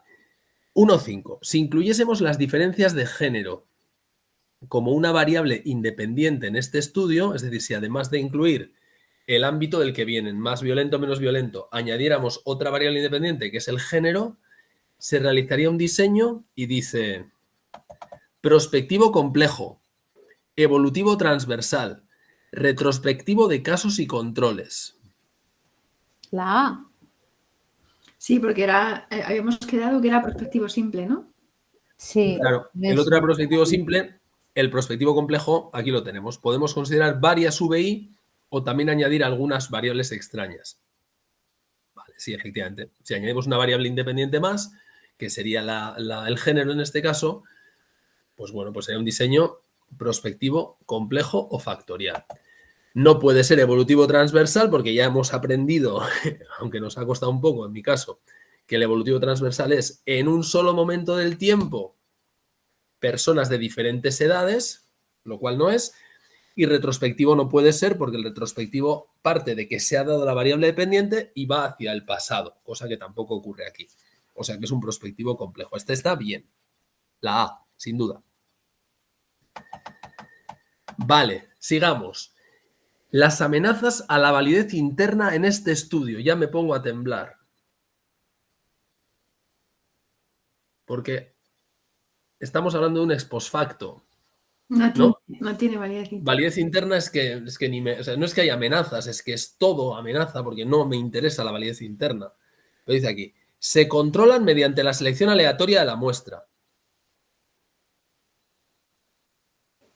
¿Qué me decís? No se pueden controlar. No se pueden controlar porque además es que ni siquiera la muestra se ha seleccionado aleatoriamente. B. Se producen por la ausencia de manipulación de la variable independiente. Esta sería... Claro, sí, ¿no? claro. Es que como no podemos manipular, pues eso es lo que caracteriza que estos diseños, como no se puede manipular, no tengan validez interna. Y la C, se controlan mediante la escala de 1 a 6 de valoración, es una barbaridad. Entonces, la única que puede tener sentido es la B, ¿no? Es decir, está diciendo, mira, el diseño es post facto, pues lo que tiene es que no tiene arreglo. O sea, no hay validez interna porque no hay manipulación. Obviamente estaría bien, ¿no? A ver, tú, niño, que tú vas a venir de un entorno violento y tú vas a venir de un entorno menos violento. No podemos controlar eso, por tanto, no hay manipulación. Última pregunta. En este estudio, la variable independiente, que recordemos es el entorno del que proviene, ha ocurrido y precede a la dependiente. Se Claro. desconoce si precede o sucede a la dependiente. Es aleatoria. Pues nada, la A. My goodness. La B no puede ser, porque sabemos muy claro que precede, ¿no? Está claro, porque, bueno, joder, ya no sé qué decir. La B y la C, bueno, yo lo veo descartable absolutamente, ¿no? La C, descartable. Sí, ¿Por qué? porque no es aleatoria, ¿no? ¿Por qué? Están seleccionados los grupos. Sí, pero la variable independiente, es decir, el hecho de que una persona pertenezca a Pero una... ahí está, en tu mente estadística. Claro, es que ahí está. El hecho de que, ¿no? Es que el hecho de que una persona pertenezca a una sociedad más violenta, a una sociedad menos violenta, ¿por qué no lo puedo tomar como una variable aleatoria? ¿No? Ya me has liado, Juan. Claro, es que ¿qué quiere decir que una variable es aleatoria? Una variable es aleatoria cuando toma valores que yo no puedo predecir a priori, pero sé qué valor, qué probabilidad tiene cada uno de ellos. Entonces, si me dices, yo tengo una población de personas, algunas vienen de entornos sociales violentos, otras de entornos sociales menos violentos. Selecciona una persona a la población. Pero Es una variable aleatoria. Pero aquí se refiere a que el investigador la ha elegido, no es aleatorio. Bueno, ¿por qué? No sé. Ahí no pone eso. Él ha elegido a quienes quiere estudiar. Ah, si quiere decir eso, si quiere decir que... Yo lo entiendo así también. Ya, pero claro, repito, es que si quieres decir eso igual hay que decirlo de otra manera. Yo creo que aquí la correcta, creo, ¿cuál creéis que es? La Vale. Sí, yo creo que quieren que elijamos la A. Pero realmente la B tampoco es una barbaridad. Claro, y es porque es muy corta también, tendría que haber explicado más. Al ponerla tan cortita. ¿No? Por ejemplo, se desconoce si precede o sucede a la dependiente. Es decir, ¿por qué tenemos que pensar que es el entorno social el que hace que acepte más o menos las actitudes de este estilo, ¿no? Las actitudes de acoso, las actitudes violentas? A lo mejor resulta que el hecho de que yo tenga actitudes violentas me hace vivir en un entorno social más, no con niños, ¿no? Pero igual con personas adultas, mis actitudes violentas... Ahí estás creando tú otro estudio. Claro, no, pero es que afirmar que dice aquí se desconoce si precede o sucede a la dependiente, hombre, a ver. Otra opción. Ya. Sí, habrá que pensar que es la A por eso, ¿no? Pero ya digo, yo creo que necesitaría más información para responder. A veces no hay que darle tantas vueltas a la cabeza, ¿eh? Ya digo también, a veces pasa eso. Que le das demasiadas vueltas a la cabeza y te lías demasiado. Yo creo que aquí buscan que la correcta sea la A. A mí me parece que esta asignatura es fascinante por eso, ¿eh? Porque te da mucho juego para pensar lo que te dé la gana. Bueno, miramos el diseño 2, a ver qué tal. Sí. Hay uno de parejas que es muy divertido. El de las niñas es un poco triste, pero bueno. Pues vamos al 3. No, tristeza justa, ¿eh? A ver, matrimonios deshechos, este mola. A ver qué dicen. Joder, vamos de un tema bueno a otro mejor, ¿eh? Diseño 3, a ver. Cada año se deshacen en nuestro país entre 80.000 y 100.000 matrimonios. Muy bien. Un psicólogo y matemático estadounidense, el Dr. J. Gottman, asegura que puede predecir la esperanza de vida de una pareja con una fiabilidad del 90%. Esta afirmación viene determinada por una investigación llevada a cabo por J. Gottman con 3.000 parejas. Plantea una situación de 15 minutos. La pareja en cuestión se queda sola en una sala y comienza a hablar de un tema que sea motivo de discusión entre ellos. Ambos llevan sensores para que sus latidos, sudoración, ansiedad y pulsaciones queden registrados. El equipo del Dr. Gottman sigue la conversación a través de unos monitores y asigna a sus expresiones y gestos una puntuación emocional. Para ello se sirven del sistema código Staff Specific Affect, que asigna un valor numérico a cada emoción. Después estos datos se cruzan con las lecturas de los sensores y con estos resultados el psicólogo valora la capacidad de los cónyuges para dominar sus emociones y le asigna una esperanza de vida a la relación. Comparando los resultados obtenidos con maduración real de la vida de la pareja a través del seguimiento de la relación, concluye que las variables emocionales medidas fueron predictivas de la duración de su vida común. Madre mía. Vale. O sea, a ver si lo he entendido bien o lo hemos entendido bien. Este señor dice que coge a unas personas, a una pareja, las mete en una sala, les propone un tema para que discutan, pero que discutan porque les pone ese tema, porque discuten mucho por ese tema, y entonces mide una serie de parámetros físicos, latidos, sudoración, ansiedad, pulsaciones, y después hay un equipo, al mismo tiempo hay un equipo de ayudantes, ¿no?, que sigue la conversación y asigna a las expresiones y gestos una puntuación emocional, ¿no? Vale. Y con eso lo mete todo en una máquina, se cruzan los datos con las lecturas de los sensores y entonces hay un resultado que es la capacidad de los cónyuges para dominar las emociones y como resultado final, gran resultado es un numerito que dice vais a durar 4 años, ¿no? Por ejemplo. Debe haber un estudio de la correlación. Eso ya tú... Vale. Sí, esto suena. Esto es esto, desde luego, desde el punto de vista de análisis de datos, pues hay unas variables independientes que son las expresiones y gestos, la puntuación emocional de las expresiones y gestos, es decir, los datos que ha recogido el equipo de ayudantes. Por otra parte, otras variables independientes serían los datos físicos de latidos, sudoración, ansiedad, pulsaciones, y la variable dependiente, la que estamos tratando de predecir, es la duración estimada, la esperanza de vida de la relación. Eso es lo que... Y además hay una mezcla, ¿no? Yo veo entre un estudio post facto y otro observacional.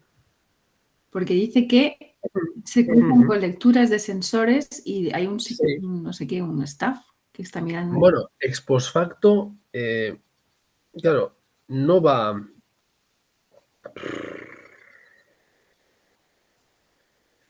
Claro, aquí está... Es que esto más que un ex post facto es un observacional y una especie como de medición de unas variables independientes, que aquí no hay nada medido. Es decir, cuando los sujetos llegan a la prueba, no hay nada medido, ¿no? Llega la pareja y no sé nada de ellos, ¿no? Y entonces cuando llegan allá, yo lo que hago es empezar a medir cosas. Empiezo a medir cosas que son variables independientes. Y a partir de esas variables independientes trato de estimar una variable dependiente. Es verdad, no dice que selecciona porque se hayan separado ni nada, ¿no? No. Simplemente es una pareja que llega y ha hecho una investigación con 3.000 parejas. Es que realmente... realmente lo que está planteando aquí son dos cosas distintas. Hay como dos fases distintas. Porque mirad, primero dice... En la línea 4 dice, esta afirmación, la línea 3, esta afirmación viene determinada por una investigación llevada a cabo por J. Gottman con 3.000 parejas. Esa es una fase inicial, es decir, se supone que para que este señor pueda utilizar este modelo que predice la esperanza de vida de una pareja, tiene que haber recogido con antelación datos sobre cuánto han durado algunas parejas. Es decir, tiene que haber un estudio previo, que es este estudio del que habla aquí de las 3.000 parejas, en el que ha recogido estos datos de latido, sudoración, ansiedad, pulsaciones y sus ayudantes han recogido datos sobre las expresiones y gestos y además se sabe cuánto han durado esas parejas. Necesito tener esa información porque si no, es imposible crear un modelo para predecir la duración de las parejas. Es decir, el primer paso para tener un modelo, que es lo que dice este señor que tiene, que prediga la duración de las parejas, es contar con datos reales de las variables independientes y las variables dependientes que quiero predecir, que es la duración de las parejas. Eso no nos lo están contando aquí. Aquí nos están contando la fase posterior, cuando ya tiene el modelo y lo que hace es aplicar ese modelo a nuevas parejas que le llegan, de las cuales no sé cuánto van a durar, y lo que hago es medir los datos de las variables independientes y trato de estimar con esos datos cuál es mi estimación de cuánto van a durar. Hay como dos, no sé si me estoy explicando. Sí. Hay como dos fases y está todo así como muy, muy comprimido. Entonces no sé exactamente a qué se refieren las preguntas. Porque aquí no hay un diseño como tal. A ver, puede haber un diseño en la fase de investigación, en este estudio sobre 3.000 parejas. Pero lo que nos está contando aquí esta historia que nos está contando aquí, después, ya no es el diseño de la investigación, es la utilización práctica de esa investigación para predecir qué va a pasar con nuevas parejas. Entonces, Claro. bueno, no sé, vamos a entender que las preguntas se refieren al estudio de las 3.000 parejas, que es la única investigación que hay aquí. La investigación es la primera. Se supone que ahí ha medido esa serie de características en las parejas y luego ha sabido si esas parejas se han separado o no. Entonces vamos a intentar responder, a ver qué nos dice aquí. Dice, primero, la denominación de este diseño es prospectivo de grupo único, retrospectivo de grupo único, evolutivo transversal. Bueno, podemos ir descartando cosas. La B descartada, ¿no? La B descartada. ¿Por qué? Porque va, o sea, mira lo de atrás. Claro, Vamos. porque la variable dependiente en todo caso aquí es la duración de la pareja, ¿no? Es hacia adelante. Y yo no parto de un cierto valor de duración de pareja, que sería un retrospectivo de grupo único. Me voy a un solo valor de la variable dependiente y voy hacia el pasado buscando posibles explicaciones. No ocurre nada de eso. No es un retrospectivo de grupo único, seguro que no es. Evolutivo transversal. Ahí tengo duda. Una evolución, ¿no? No ha seguido con ellos, o sea... Recordad, evolutivo transversal era en un único momento del tiempo analizo personas de diferentes edades. Vale, aquí no nombra nada de edades. Nada, no tiene nada que ver. Ah, vale. Prospectivo de grupo único. Vamos a ver si encaja ahí. Prospectivo de grupo único. Cuidado porque no es lo mismo que prospectivo simple, ¿eh?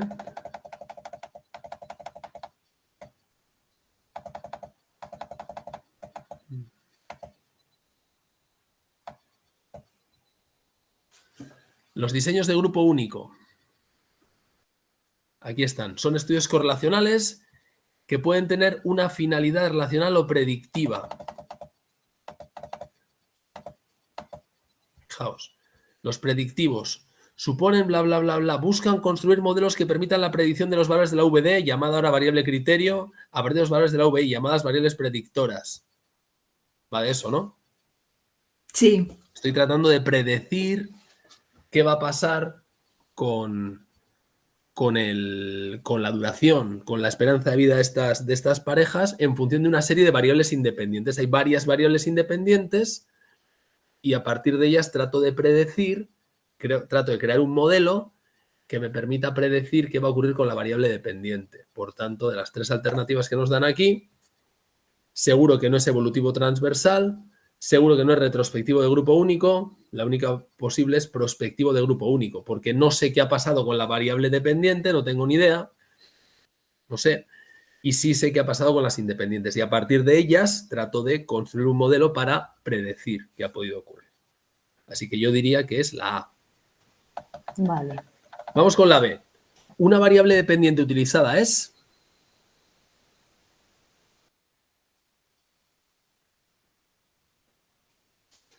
Pues yo diría la B, pero... La B. Si miramos a lo que está escrito. Sí. Pero ¿qué es lo que yo trato de predecir?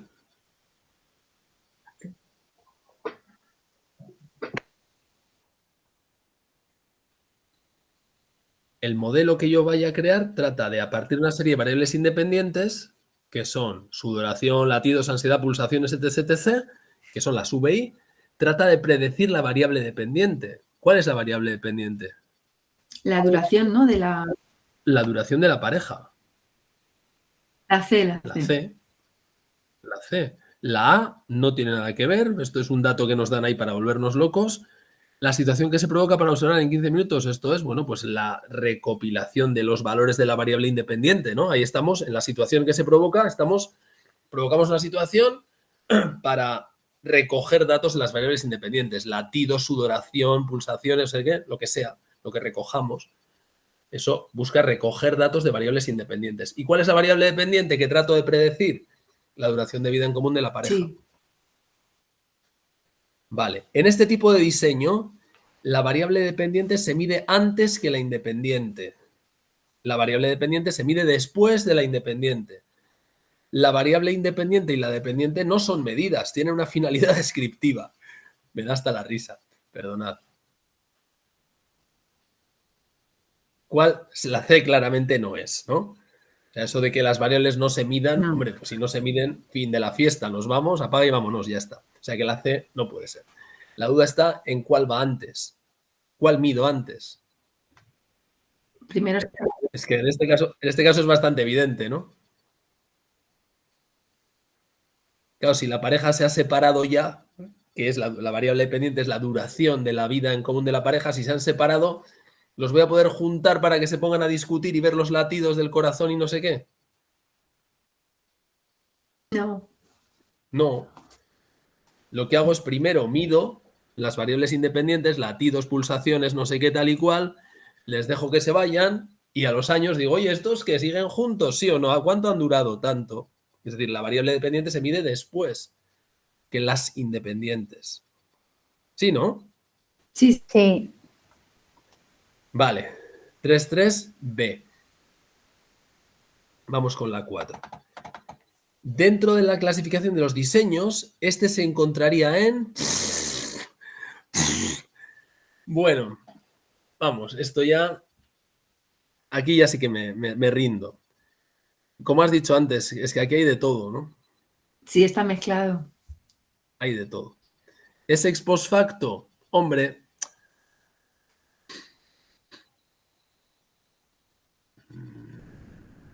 en cierto sentido, pues es un diseño prospectivo, entraría entre los ex post facto. ¿Hay encuestas propiamente dichas? Pues no, pero hay observación. Hay observación también. No sé, yo si tuviera que elegir algo me quedaría con el C. Yo creo que aquí la observacional es una forma de recoger los valores de las variables, más que una característica propia. Es decir, no es un estudio puramente observacional tal y como se ve en el capítulo correspondiente. Es decir, si miráis el capítulo 9, que es el que habla de la observación, pues se refiere a otro tipo de cosas. Es decir, no está hablando de que te metes pues en una realidad y entonces te metes ahí dentro y tienes unas plantillas para recoger anotaciones, etcétera. No se refiere a ese tipo de técnica. Aquí estamos más dentro del ex post facto. O sea, yo creo que sería un estudio de tipo, como dice ahí, de prospectivo de grupo único. Yo lo clasificaría, diría que es la C. Sí. Pero también es cierto que tiene matices de observación. Sí. Sí, porque además tiene que ver lo que ocurre en la realidad. O sea, para hacer parte del estudio es que la situación se da delante de... Eso. Sí, yo diría que es ex post facto. 3.5. Una hipótesis de esta investigación sería, a ver, ¿cuál diríais que es?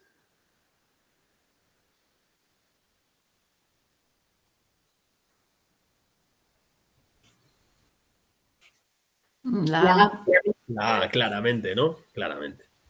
Lo otro, pues la segunda no tiene nada que ver porque el código staff es la forma de codificar los indicadores emocionales y la C, pues qué bien, sí, seguro que la expresión emocional es la base de una buena relación de pareja, pero eso no tiene nada que ver con la hipótesis de esta investigación.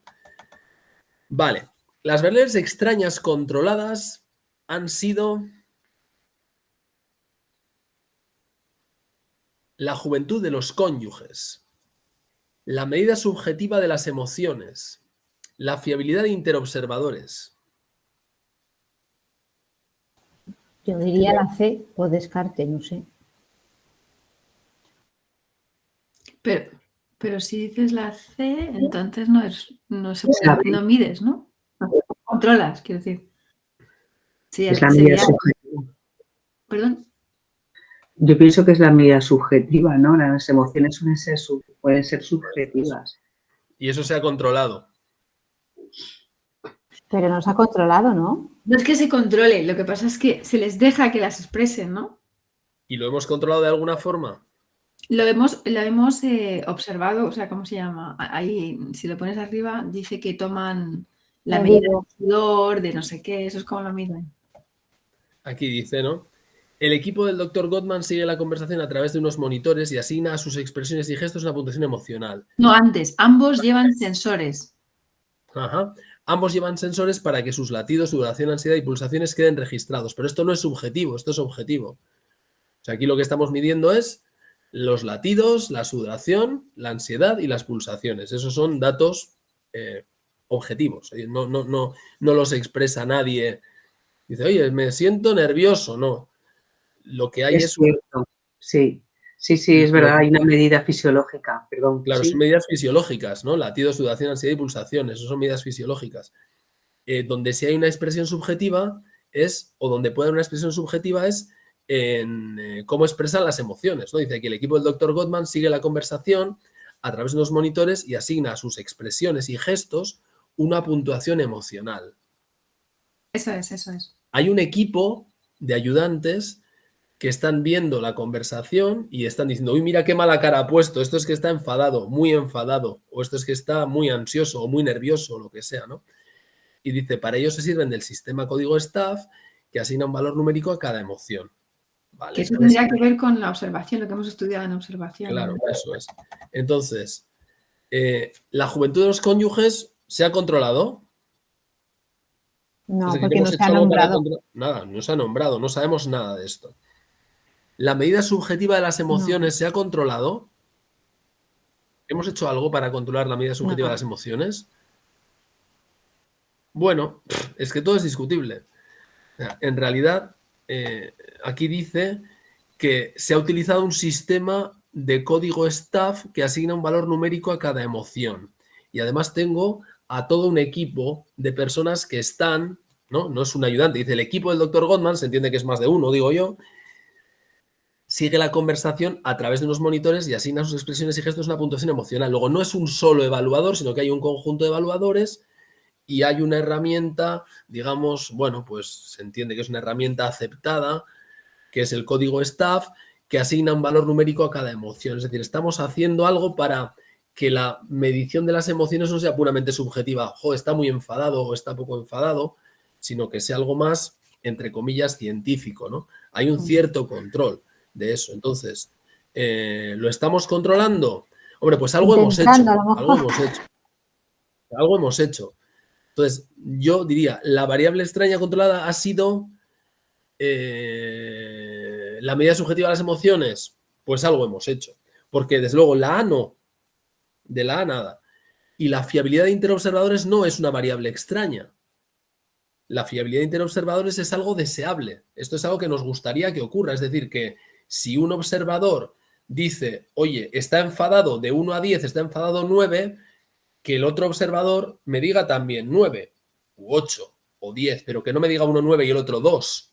Vale. Eso se refiere a la fiabilidad de interobservadores, pero eso no es algo que yo haya controlado, sino que es algo que me permitirá saber si los observadores están de acuerdo entre ellos. Y si están de acuerdo, eso me hará pensar que, bueno, pues que esas mediciones son mejores, ¿no? Pero de controlar alguna variable extraña, la única que han hecho algo para controlar es la medida subjetiva de las emociones.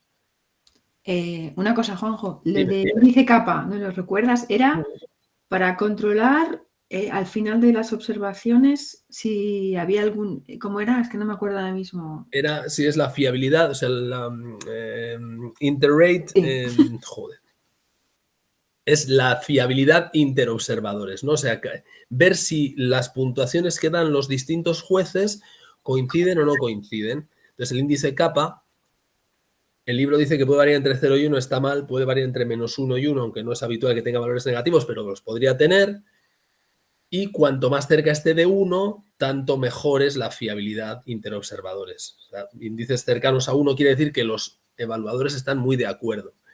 Si se acerca a 0, quiere decir que es caótico.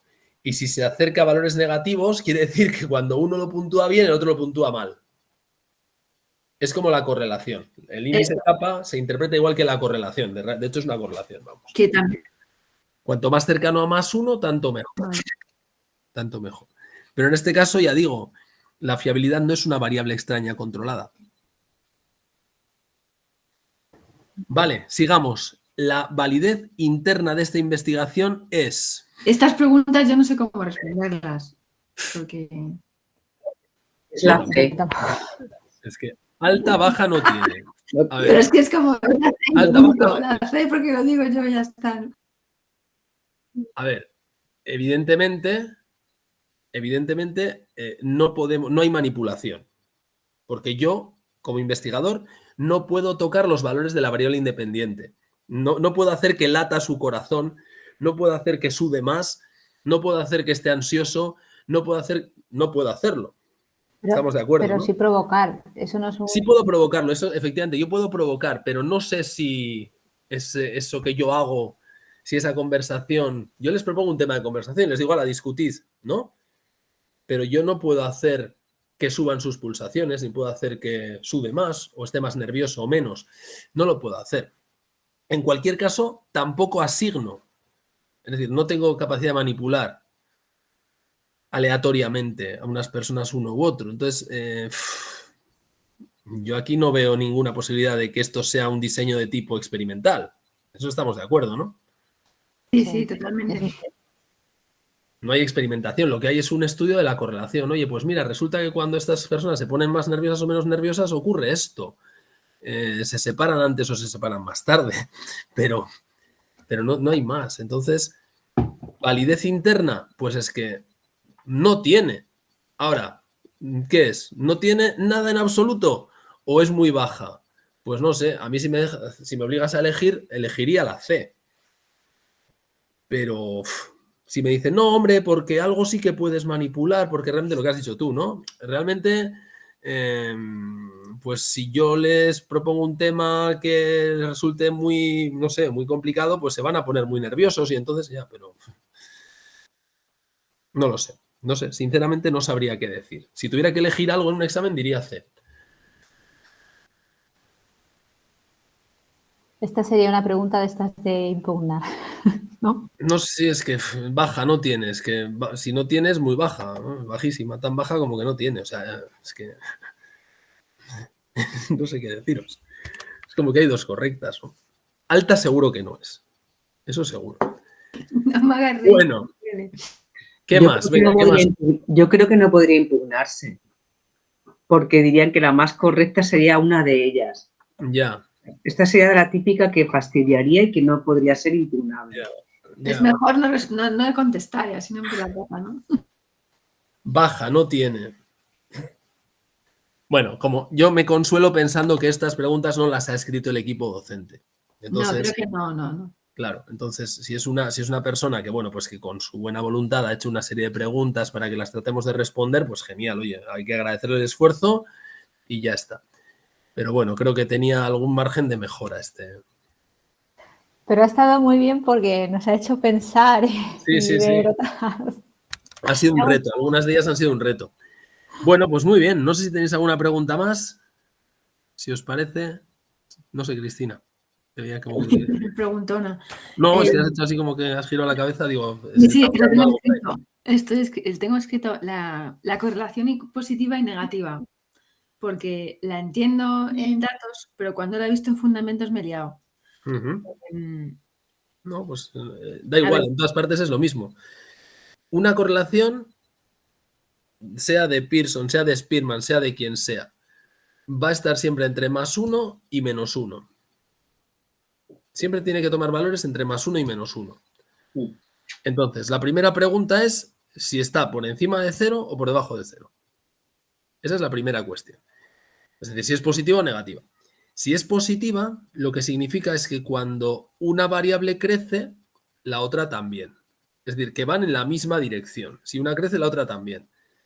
Y si es negativa, es lo contrario. Si una crece, la otra decrece. O sea, que van en direcciones opuestas. Esa es la primera cosa que tenemos que tener claro. Positivo, a la par. Negativo, justo al revés. Y luego, la segunda cuestión está en cómo de lejos está de 0. Si está muy cerquita de 0, quiere decir que la correlación, la intensidad de la relación es débil. Y cuanto más cerca esté de +1 o de -1, más intensa es. Y ya está. O sea, si me dicen +0,99, ¿qué quiere decir? Pues que si la correlación entre la variable x e y es 0 más 0,99. Quiere decir que es positiva, por tanto, cuando x crece y también, o cuando y crece x también, o al revés, cuando x decrece y decrece, es decir, van a la vez, van a la par, y además de una forma muy intensa. Es decir, una me explica mucho de la otra. X e Y tienen correlación menos 0,99, justo lo contrario. Cuando una crece, la otra decrece. Cuando una decrece, la otra crece. Y además de una forma muy intensa. Más 0,02. Pues cuando una crece, la otra también, pero muy poco. Apenas están relacionadas. Y menos 0,02, lo mismo, pero al revés. Vale. Eso es todo. Vale, ¿qué más? Venga.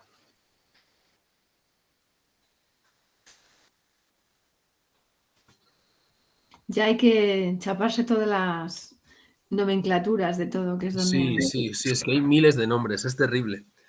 Es terrible. Ya veis que yo no me lo había mirado y ya se me estaban olvidando algunos de los nombres. Pero yo no sé si os pasa a los demás, pero yo me he leído estos temas por lo menos 10 veces y cada vez que me los leo se me ha olvidado. O sea, me doy cuenta que no me acordaba. Sí, me pasa. Y además tengo ahora mismo un barullo mental con todo que se me mezcla. Yo creo que ahora es todo práctica, ¿no? Más que... Es que es muy denso. Hay mucha densidad de teoría y de conceptos. Entonces hay que repetir y repetir y repetir. Para mí hay que seguir una estrategia de adoptar distintas alturas en el estudio. Es decir, para mí hay que hacer un estudio primero desde muy arriba, diciendo, a ver, ¿qué grandes temas hay aquí? Capítulo 1, capítulo 2, introducción. Bueno, el 1 sobre todo introducción, el 2 ya nos da un repaso de todo.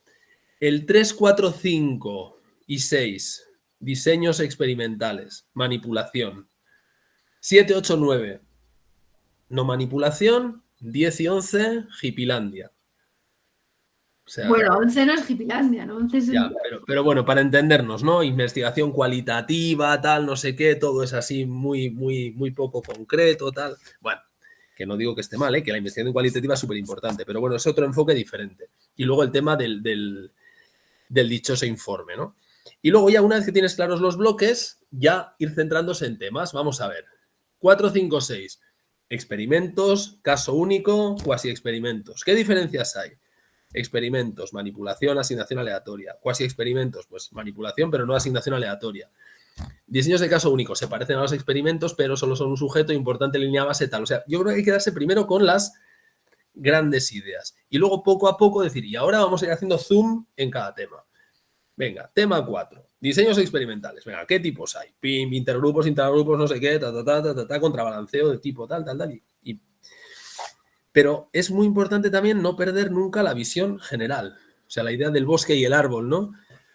Porque muchas preguntas yo creo que se pueden responder si tienes claro el esquema general. Por ejemplo, te dicen, validez interna de un ex post facto. Y dices, ¿de qué me estás hablando?